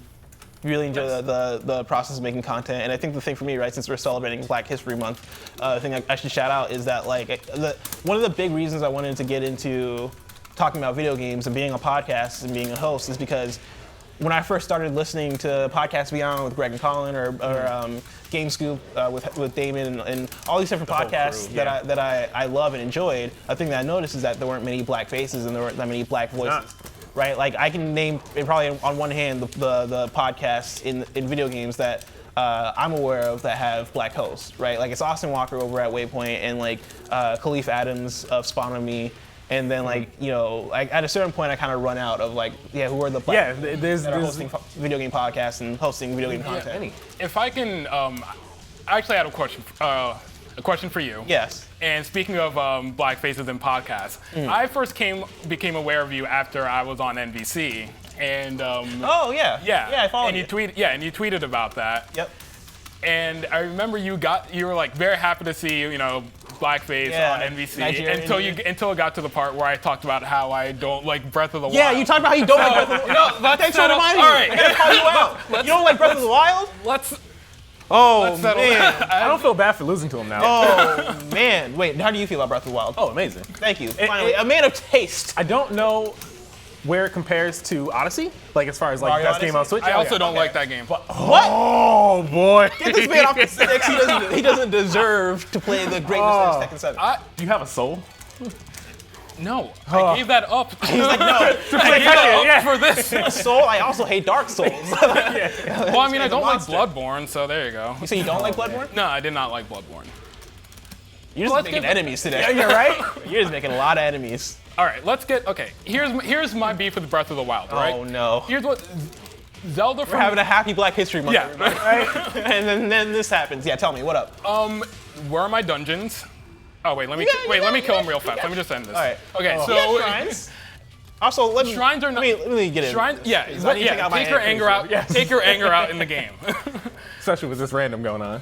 Shrines are dumb. They're the mobile shrines. What? Shrines are the mobile game version of dungeons. Oh my heart! I mean, it's a handheld game, so like they have to account for it. Yes, but it's a handheld, but it's also a console. Yeah. I mean, I played it fully on console. I played it fully on handheld because there are better console games to play than this. Oh, how dare you! How dare you! So they took away my dungeons, which is my favorite part of Zelda. Then they also threw in an open world where you just run across the field and do nothing. It takes forever to get to anything. Have you heard of exploration and discovery? You know that mountain over there? You can go to it, and at the top is a Korok seed, and it's like, great, a Korok seed. Or a shrine, or like you're discovering different things. No, I want taking the journey to get to the top of the mountain. There's no journey to get to the top. It's a minimalist experience. What about the beasts? Did you enjoy the beasts? No, they were. In any Zelda game, they would be the worst. I didn't love the beasts either. They would be the worst. They would be the worst dungeons in any Zelda game. Yeah, but they got the shrines though. The shrines are not good. Oh, the shrines are great. The shrines are dope, dude. I'm still 20 away from getting all of them finished. I'm at like 100. Yeah. At a certain point, I want to 100% Breath of the Wild. Ooh, you gonna get that poo? Oh no. Okay. When I say 100%, I mean the shrines. The Korok seeds, lost cause. I am not getting 900 Korok seeds. I'm not a madman. That was like $9.99 or like $9.90 or something. It might be, yeah. Yeah. Oof. That's rough. Man. I learned something new today. That I can't trust this man next to me at all. That's why I'm gonna beat him in Tekken, because I can't let this. I can't let this stand as I get my ass kicked. Excuse my language. I forget if I can cuss on this or not. Let's go with no. I'll be my last curse word. I apologize. I know me hating Breath of the Wild brings the anger out of everyone. No. It's not so much anger as much as just disappointment. Yeah. It's like a father, just like, wow. Why did I choose Alyssa? I was gonna say he's on random. Yeah. Even he got Lee, yeah. Yeah, she's fun. Yeah. You want to get into Odyssey and how it's just. Oh, don't even start. Dude, Odyssey, don't even start. I love how everyone in RevOps would just fully expect my segment to be just arguing about games I don't like. It's not that you can't like the game. I was just underwhelmed by it. That's all. Oh. So what games did you like on the Switch that you played? Oh, Octopath. Okay. what's it called? I didn't love Octopath actually. I haven't played it. It's fine. How dare you? Just start fist fighting right here. It's like, all right, put the sticks down. We're not fighting in the game anymore. We're fighting in real life. Oh man. Yeah, like Octopath and Hollow Knight, which I know is on other Hollow Knight's platforms, another but one I didn't love. I played that on good. Switch. I like it. Yeah. It's another one of those just hard games, but like hard in a fair way. In a fair way, it's pretty good. Oh man. Oof. All this frustration blessing. I know. I got a round. You did, which is more than I can say. I had a freebie, and I had to call a dog in to even get that. Oh yeah. Oh shoot! Okay, so this rage art you have to duck. Yeah, and I used it on accident. I didn't realize that was her button combination. I was trying to do a different move. Excuses. Yeah. Right. No, there was a lag on the screen. My controller didn't work. I'm so lost in the lore of Tekken. I don't think I've played a Tekken like story mode since. Yeah, you're either a robot or a bear. Yeah, I don't. I can see it that. makes no sense, and there's no point in figuring it out. Is there still like the family drama going on? Yes. Yeah, except now Kuma's in the game for some reason. Okay. Wait, Yeah, like Kuma was like a central character in the game. what? Yeah. All right, we were tied up here. Final round. Oh man, this is it. This round determines if Breath of the Wild is good. It's bad, yeah. If I win, you have to admit that the game's just not that good. Oh, I think it's. I can't let it win. Oh no. Oof. Oh man. Oh.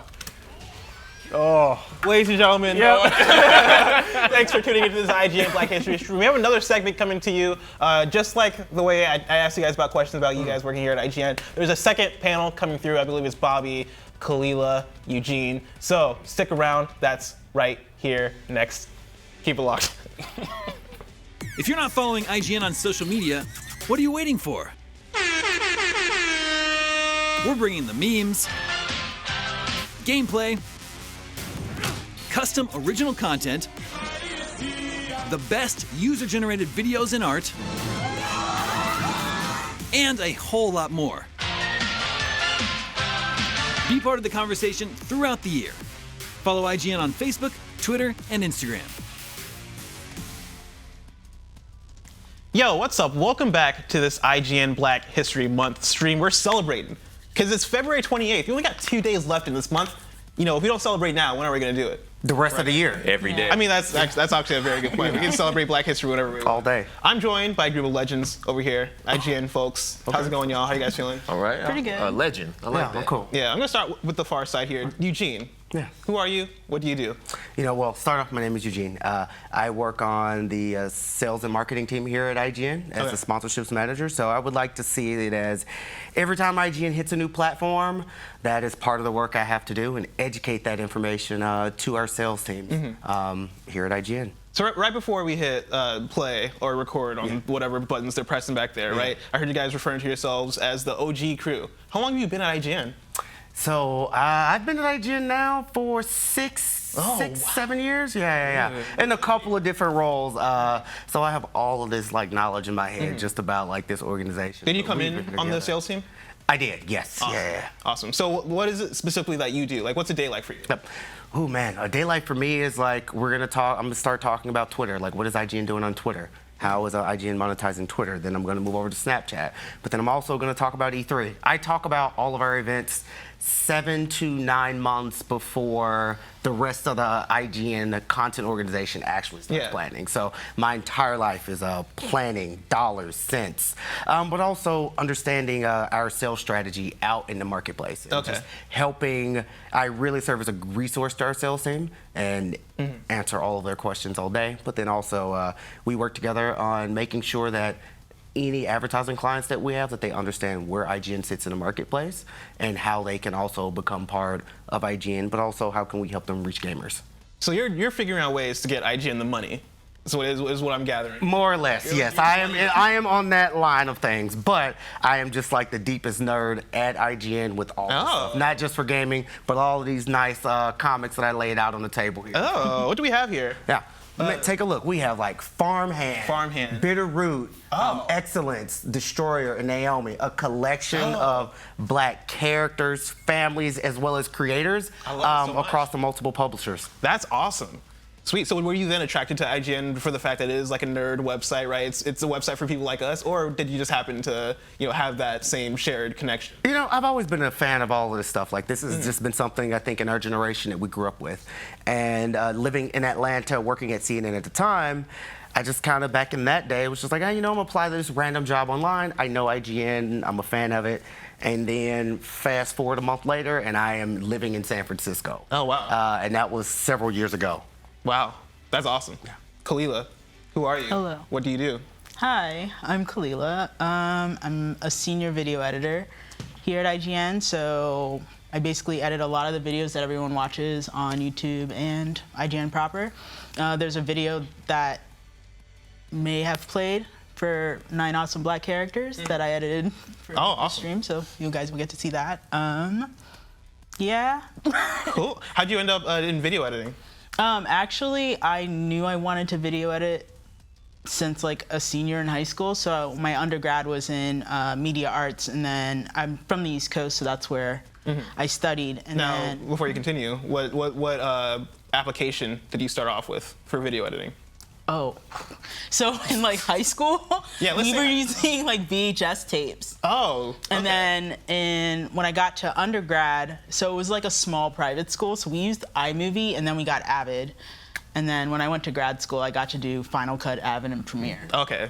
Yeah, that's a glow up right there. Because I know for me, right, when I was in high school, I like to edit videos, and then like for kind of funny, right, I edit some, but that's not my main role. But yeah, I've always loved editing videos. I think I started off with Windows Movie Maker, making like most basic ass like dance videos because I like to dance, and so I'll edit those together. But then I eventually like grew into Premiere Pro and stuff. So that's an awesome glow up. Yeah, awesome. It's like as long as you know how to edit, you can switch between platforms. Yeah. And that's like the most important thing. Yeah, it's really more like what you do with it rather than like what the platform actually does. Yeah. Which is the nice thing about it. Yeah. Cool. Well, did you always knew you wanted to work at IGN? Actually, no. When I had been working as an assistant editor before at like a production company that did shows for like HGTV. And so then because like contracts end, I was like looking for work. And I ended up applying at IGN. But what was awesome is that I've played video games since I was a little kid, so it was just easy to like, it was like a nice little match. Awesome. Bobby, I feel like you need no introduction because I'm very familiar with you because I used to watch your Madden videos. Do you still do Madden videos, by the way? No, because Greg Miller won't play me anymore. Because he's a coward. He is. Obviously. He is. Do you still do the Call of Duty videos? So every once in a while, I'll take trips down to LA or wherever they're having events where they're revealing either the next Call of Duty thing. I'll go there and capture some gameplay. So I stay being that person that goes down to LA to play the game when it's being revealed. Because you know the ins and outs. Like Call of Duty is your jam. I Like still play it. nobody knows Call of Duty more than Bobby knows Call of Duty. Oh wow. Man. Right? Would you say that? I mean, you know what? I'm still playing it every day. I'm still watching other people play it, and I mean, whenever I get some free time, I'm playing Call of Duty. Nice. So who are you? What is your role at IGN? So my name is Bobby Amos Jr. That's my government name, but people know me as Bobby. 1984. I am a content manager. So I'm not the guy that plays Call of Duty or all that. People always, when they see me on camera, they're like, oh, he plays Call of Duty. But I am actually a content manager. I have other duties. I'm basically the gatekeeper for almost all videos that go up on the site. So trailers, reviews. I don't publish news or any some of the other like entertainment-based stuff, but I'm the guy that goes in after people, put in the metadata, and I check it to make sure they got the correct tags, make sure the right encode is chose for it to go up. So I'm that gatekeeper. So if it goes up with a black screen, more likely people going to come to me going, yo, what happened here? So that's my job. Wow. So how did you end up doing that? So I was working at another company called Edelman Productions years ago. A lot of people here don't know this, but this month is the 10-year anniversary of me working here. So February 10th. A decade of Bobby here, huh? Yeah. So a lot of people don't know that because I don't talk about it, but I've been here forever. But yeah, my friend, he used to work with me at Edelman Production. He was leaving that company to come work here at IGN, and I kept in contact with him. I was like, yo, I read IGN all the time. Like, yo, I used to always text him, go, hey, what are you working on? What video are you cutting? And unfortunately, got laid off at that company, and I hit him up. He got me an interview, and everything worked out. That's awesome. And I've been here ever since then. Dude, congratulations. That's an awesome story. That's good to hear. Next question for you guys. Are there any black figures in the games industry that you look up to? I don't know if you were prepped on these questions, and so I might be putting y'all on the spot. And here's the thing. I'm going to give you guys a free answer, which is Blessing Adeoye Jr. of Kind of Funny. Well, obviously. Who is an icon to the industry. Okay. And so if you need an answer, if you need a free answer, there you go. But Eugene, I'm going to start with you. You know, I'm just gonna pick this one guy because I'm not gonna even focus on like just him and his race, but also I know he has like grown up in this industry. Is Golden Boy. When you talk about the hardest working man in gaming and like esports, Golden Boy is everywhere. Yeah. He's on my Twitter feed. He is on all the esports doing the shoutcasting. He is everywhere. So when I think of just like someone that like I can say, you know what, like I saw this brother at some point at some event and you've seen him kind of have his rise and build his own voice, I would definitely go with Golden Boy. That's awesome. Khalil, what about you? So, I wrote them down, and I'm going to say 2. 2, okay. So you were prepped beforehand then? So were you. We all got the question. So basically, there's this group called Black Girl Gamers, and familiar. I've been a part of the community, but very quiet because I don't really stream. But the girl that started it, her name's Jay Ann. And I actually got to meet her a couple weeks ago at they had a little event in the city, and it's just as a gamer, as a black girl gamer, it's really tough out there where everyone just assumes you don't play games or you have to prove yourself all the time. And it was just nice to have a community of like people like me, and we could just play games, and there's like no questions or anything. It's just like, this is what we do, and it's fun. And it's like, it was such a great experience. And then the other person I'm gonna name is Danny, who's Ebonic Sims. She basically mods a lot of like a lot of things for The Sims, mostly on PC. But she's really cool too, and she's been doing it for years. That's awesome. Now, does she like mod like specific things? Because Ebonic Sim makes me think that like she's like modding in like black hairstyles. Yes, like definitely like black hairstyles and features. That's awesome. Yeah. So it's like more not like The Sims has gotten a lot better, but like definitely adding more inclusive. That's my complaint with like 99% of games that you create your character. There aren't enough like features for black people, specifically hair. Yeah. Like you can either have like an afro or like be bald, and that's like or cornrows. Yeah. Or cornrows. Yeah. Which is like, why is cornrows like always the go-to? And so like being able to kind of mess around more with your hairstyle, like as little of a thing that it seems, it makes a real big difference, and it makes the experience way better. You're able to connect with your character more. You're able to have fun with your character more as black players, right? And so that's always the thing that I appreciate. Yeah, and Animal Crossing now has a black character. Oh yeah. Yeah. Well, now you can. Yeah. Yeah, which is finally. But go on. Sorry. Bobia, what for you? Man, it's a tough one. Honestly, growing up and playing video games, I never really knew anybody in the gaming industry. I never looked up to anyone. Even when I got here, I still never did that. So one of my things that I wanted to do was I always thought about my kids, and I want them to, play video, especially my son, 'cause he plays video games now. Yeah. And I always wanted him to watch content of me, and not even just my son. I wanted other people that looked like me to see someone in front of a camera or just someone involved in it. So I always figured I put the onus on myself. And I always did. That's why I started doing a lot of the commentaries. Like when I first started here on the video team, we were putting 1-minute gameplay clips up. It wasn't really nobody in front of a camera or doing like commentaries or anything like that. So when I started doing the Call of Duty thing, it was more for my entertainment and for people who look like me to go, oh shoot, there's someone here who looks like me and sound like me doing it. So I was that person to myself. Mm-hmm. And people in my neighborhood or in just around the world would always send me tweets and things like, hey man, I saw you on IGN, I saw you on this podcast, and I saw you doing this video. So I always just did it for myself and for my kids and for other people. So I look up basically to myself. Wow, that's awesome. I mean, I don't want to sound conceited or nothing like that, but I just felt like... Don't worry about it. I look up to you too, I wanted to be that role model. I wanted to be that that person. I was here at IGN, so I figured use this platform. That's legit a perfect answer. One more question for y'all. This is going to be a deep one. All right, so brace yourself, prepare yourself, right? Is there anything you'd like people to know about being black in the games industry? No, Eugene, go ahead, man. Yeah, Eugene, I'm gonna start with you. So, in my role, I have traveled a bit to see a lot of the games industry at a lot of PAXs, various versions of Comic-Cons, E3s, you name it. While initially you don't see a lot of us, when you see us and when we see each other, you do the nod, you say what's up, you go to the happy hour, and you have that conversation. So I'd say initially, like when Bobby was saying, when we all started, we didn't see, there wasn't this. We didn't have this conversation because there just wasn't that many of us in one place, or we didn't know about it. Now we see each other. You see each other across the room. You see each other. You say hello. So as a Black person in the gaming industry, it's always about know your story, where you want to go, and be able to share that. And I guarantee you, every other Black person that you meet, they're probably going to have a version of their story, and you guys are just going to swap stories. Some of you are going to become friends, then you'll become colleagues, and then next thing you know, you'll build something together, and then you'll be sitting here talking like we are now. That's awesome. Khalil, about you? Is there anything you'd like people to know about being Black in the games industry? And as a woman. Check that box. A Black woman in the games industry. I mean, it's tough out there.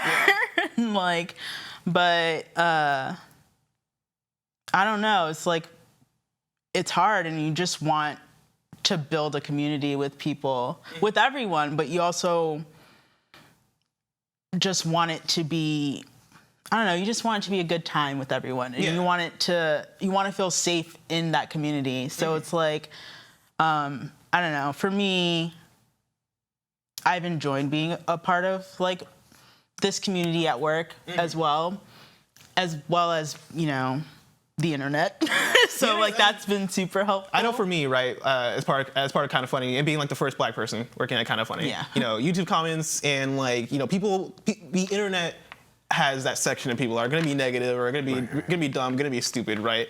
I think the thing that is awesome is that there's so many people there that are also cheering you on, right? That's the thing that I found with our community, is that people are super awesome about, being accepting and being encouraging, and not just wanting you to be here and just exist here, but also thrive here, right? And I think that's the cool thing, bouncing off of what Eugene was saying about seeing each other, right? I've seen quite a few people, I think even Black Girl Gamers, I think I saw in my mentions yesterday, cheering me on, right? And I think that's a really cool aspect of it too. Yeah. Bobby, what about you? Is there anything you'd like people to know about being in the industry? Man, to be honest with you, because I think I've been that person that going through the negativity of doing the Call of Duty videos and being on, in the IGN comment section and YouTube, and I'm talking about years ago where people was just destroying me and just going through that. I figure the way I look at it is you just gotta just stay positive, continue to work hard. That's not just for Black people, that's for everybody. Continue to work hard and just pursue your dreams. And no matter what, you're gonna have people supporting you. There's times when I looked at videos where people was just thumbs down. I hate this guy, he's trying to be cool. And then have people here, have people at home, just people out there that support you. And I figure just work hard at what it is you want to do. Don't let anybody tell you can't do something. I feel like I'm talking to my son right now. I was even my daughter, it's just work hard. If you want to be, not even just in the gaming industry, be a software engineer or just somewhere where, say, when I was in college, I was one of 2 or 3 people in these production classes, post-production class, mass comm. It wasn't a lot of us, but when we were there, we worked hard. And look where I'm at now. I get to take trips to go do Call of Duty and Madden videos and be here publishing videos at IGN. Living the dream. No, I'm not living that dream. I'm living something. I'm doing something that I wake up and I'm going, okay, I'm about to go just do this, knock this out, and it's not high stress. You know what I'm saying? It's a job. We all do it and we love it, and sometimes we just do what we got to do. But work hard. That's my thing. Just work hard. Be yourself. Yeah, that's beautiful. Eugene, Kalila, Bobby, thank you so much for joining me. This has been an awesome conversation. Of course, IGN.com, we're streaming. We're celebrating Black History Month, so keep it locked. Starting March 2nd, IGN is launching a new live show every day of the week covering all the news about games and more. This is our first daily live show that will take a rotating cast of IGN talent going over the latest news of the day while taking live questions and comments from chat. We'll be live every Monday through Friday at 4 p.m. Pacific, 7 p.m. Eastern, and you can find us on Mixer.com/IGN, YouTube.com/IGN, and Twitch.tv/IGN. Hop in chat, bring your questions and comments, and we'll see you there. Yo, what's up? Welcome back to this IGN Black History Month stream. Yes. We've reached near the end, Akeem. But before we close things out, I talked to everybody else in this office about what they do, who they are, how they got into the industry. I've not asked you any questions yet. I noticed, man. Like, what's up with that? What? Listen, I'm just gonna be honest, man. You've been hosting with me this entire time, dude. You're Not too a single fresh. question. You got such a nice jacket. You're too good looking, and so I was like, you know what? I'm jealous. I'm not gonna even pay him So any you were attention. ignoring me. I was ignoring you, and I apologize. Just like I feel like everyone does. Hey, listen, I'm here for you. I'm here for you. We gotta close this out, right? Yeah, sure. I want to know, who are you? What do you do here? Yes, well, my name is Akeem Lawanson, which you already know. Everyone already knows that. I'm one of the host producers here at IGN. Been here for, I would say, roughly, I'd say 9 months. Okay. 9 months. So you're like a new baby. Yeah. I started, I would say officially I started back in, at E3. Like right now they're playing some of the things that I do. So like I work on the entertainment side. I do some of the video game stuff as well. But this is an interview that I did with Kevin Hart and The Rock. The Rock. One of my idols, one of my icons growing up. Made you look like a baby. Yeah. I am a baby. I'm my mama's baby, so you know what I mean. So one of the things that I do is I have like a bit of a comedic background. Okay. I took classes back in Chicago at Second City. I'm also a YouTuber, so I know like a lot of people, they question like, this dude's a bit quirky. Well, yes, it's because that's part of what it is that I do, but I also try to bring like my comedic, quirky flair to any interviews that I do or any of the features that I've written. So yeah, and it's been a blast these past 9 months. But again, like I've been doing this professionally for I would say roughly maybe 3.5, 4 years now. Wow. Yeah. I noticed the other day you've been doing some impressions. You really get the impressions. I do impressions, yes. Can you do one for me right now? I mean, that's good. Why I know that's you gotta put me on the spot, I know man? it's a lot of pressure. Man, you crazy, man. Why you gotta do that to me, man? Oh, man. I love Kevin Hart. yeah, that was my Kevin Hart impression. Yeah, but one of the ones that I'm known for on the internet, across the internet, is doing Shaggy from Scooby-Doo. So like that's the one that people know me for on my personal YouTube channel. So like I do Shaggy, man. Oh God, dude, that's like awesome. It's kind of crazy. Now can you do Shaggy? But Shaggy is like an all-powerful being. Like you haven't seen me in my last form. Like Kamehameha. That's awesome. There we go. Thank you so much. There we go. I That's Ultra Instinct Shaggy for you. That's awesome. Like it's Ultra Instinct Shaggy. But yeah, that's one of my quirks. Yeah. If I were it's like a My Hero Academia quirk. Yes, if my quirk is voice simulation. If I were on My Hero. That's beautiful. You're a host here at IGN. Yeah. Host/producer, right? What does a day look like for you? What does that mean? So essentially what happens is, I come in to the office, and essentially what we do is we see what's popping on the internet, all right? What's popping and what's happening, We got to get that buzz going, man, you know what I mean? Yeah. So anything that's happening that day, and then from there we kind of divvy up the news. So if it's something that's more so related, like let's say anime or anything that's of interest to me, like if there's any anime breaking news, then I'm gonna be the one that kind of like drafts the script for that. I run it past our senior producer, to vet it and everything, and then run it past the editorial team, see if there needs to be an article adaptation of the script. Jump into the studio, we film, we get that bad boy edited, and present it to the viewers at IGN.com and on our YouTube channel. That's awesome. So yeah, and that's day to day. It happens every single day. Is that nerve-wracking at all? Do you get nervous? So I haven't. I mean, the thing is, I feel like with what it is that we do, Blessing, you can probably speak to this too. It's there's a certain amount of nerves that we do feel. Like I wouldn't say nervous, because I'm not nervous, but it's we get like some sort of like frenetic energy. Yeah. Whenever we're like in front of the camera, like I've done this numerous times, but each and every time I get like, I don't know, a surge of energy that's like, I wouldn't say it's nervous energy, it's just like a boost. Yeah. It's like whatever a Red Bull does to people. Okay, yeah, them shakes. Only it's, exactly. I'm not shaking, man. It's cold in here, But is I'm cool not, I'm here. not shaking though. I wouldn't say that. But yeah, I mean, Awesome. like, yeah, it's nice to be doing what it is that I do here. Because I remember like back in the day, I used to watch IGN. I still do watch now that I'm here. There was a guy by the name of Jace Hall that I actually really admired. He's one of the founding fathers of Monolith Productions. He also had a show on IGN Start back in the day, and I remember watching that show. I don't know, a lot of you guys might have seen the show, the Jace Hall show, but like he was one of the individuals that kind of like inspired me to continue with what it is that I'm currently doing, you know, like presenting, I guess, the news in a comedic flair and just trying to be funny and make people happy in front of the camera. That's awesome. What's it like for you being a black host at IGN, right? Because I know for me, right? Yeah. You know, I might have mentioned this on a previous segment, or I can't remember if I mentioned it off the camera, but you know, I talked about how for me, watching IGN growing up, you know, I would see Greg Miller and I'd see Colin and I'd see Andrew and I'd see Damon and I'd see like a lot of the same faces who I, you know, became a fan of and who I love and who like people I still listen to, right? But you know, the thing that I noticed was that these were all not black people. Yeah, You know? exactly. And so for you as a host at IGN, what's that like? It's kind of crazy. It's kind of insane. Like I mean, but you know, it's just like anyone else. I auditioned for my role here. It's not like it was just given to me. So I auditioned. I put my heart and soul into that audition when I walked into that room and presented myself in front of everyone. But like it's like to be where I am. I feel very privileged and fortunate to be here, especially just knowing like this is a company I wanted to work for since I was in high school, man.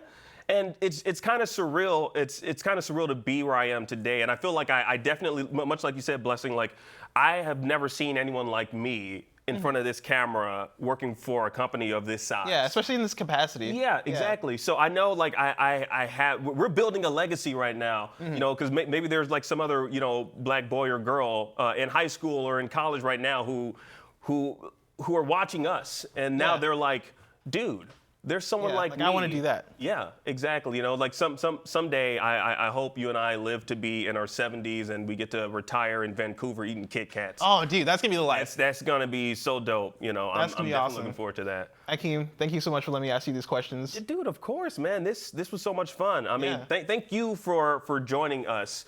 Dude, here, thanks for having me, dude. Yeah. It's been such a fun stream. Yes, and you know what? Thanks to all of our guests and all of the awesome, beautiful faces we've seen here today sharing their stories with us in celebration of Black History Month. Now, there may be just a few more days left in February, but you know what? Diversity is endless. It goes on and on and on.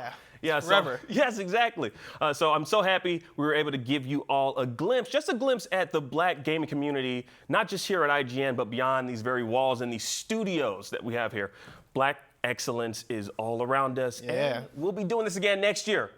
Oh, really? We're coming back next Dude, year. bring me back. We're doing it bigger. We're doing Bring it better. me back. I better Yes. get an invite. If I don't, I'm calling you. I'm calling you. I got you, man. I got you. Cool. I'm holding you to that. And thank you guys for watching.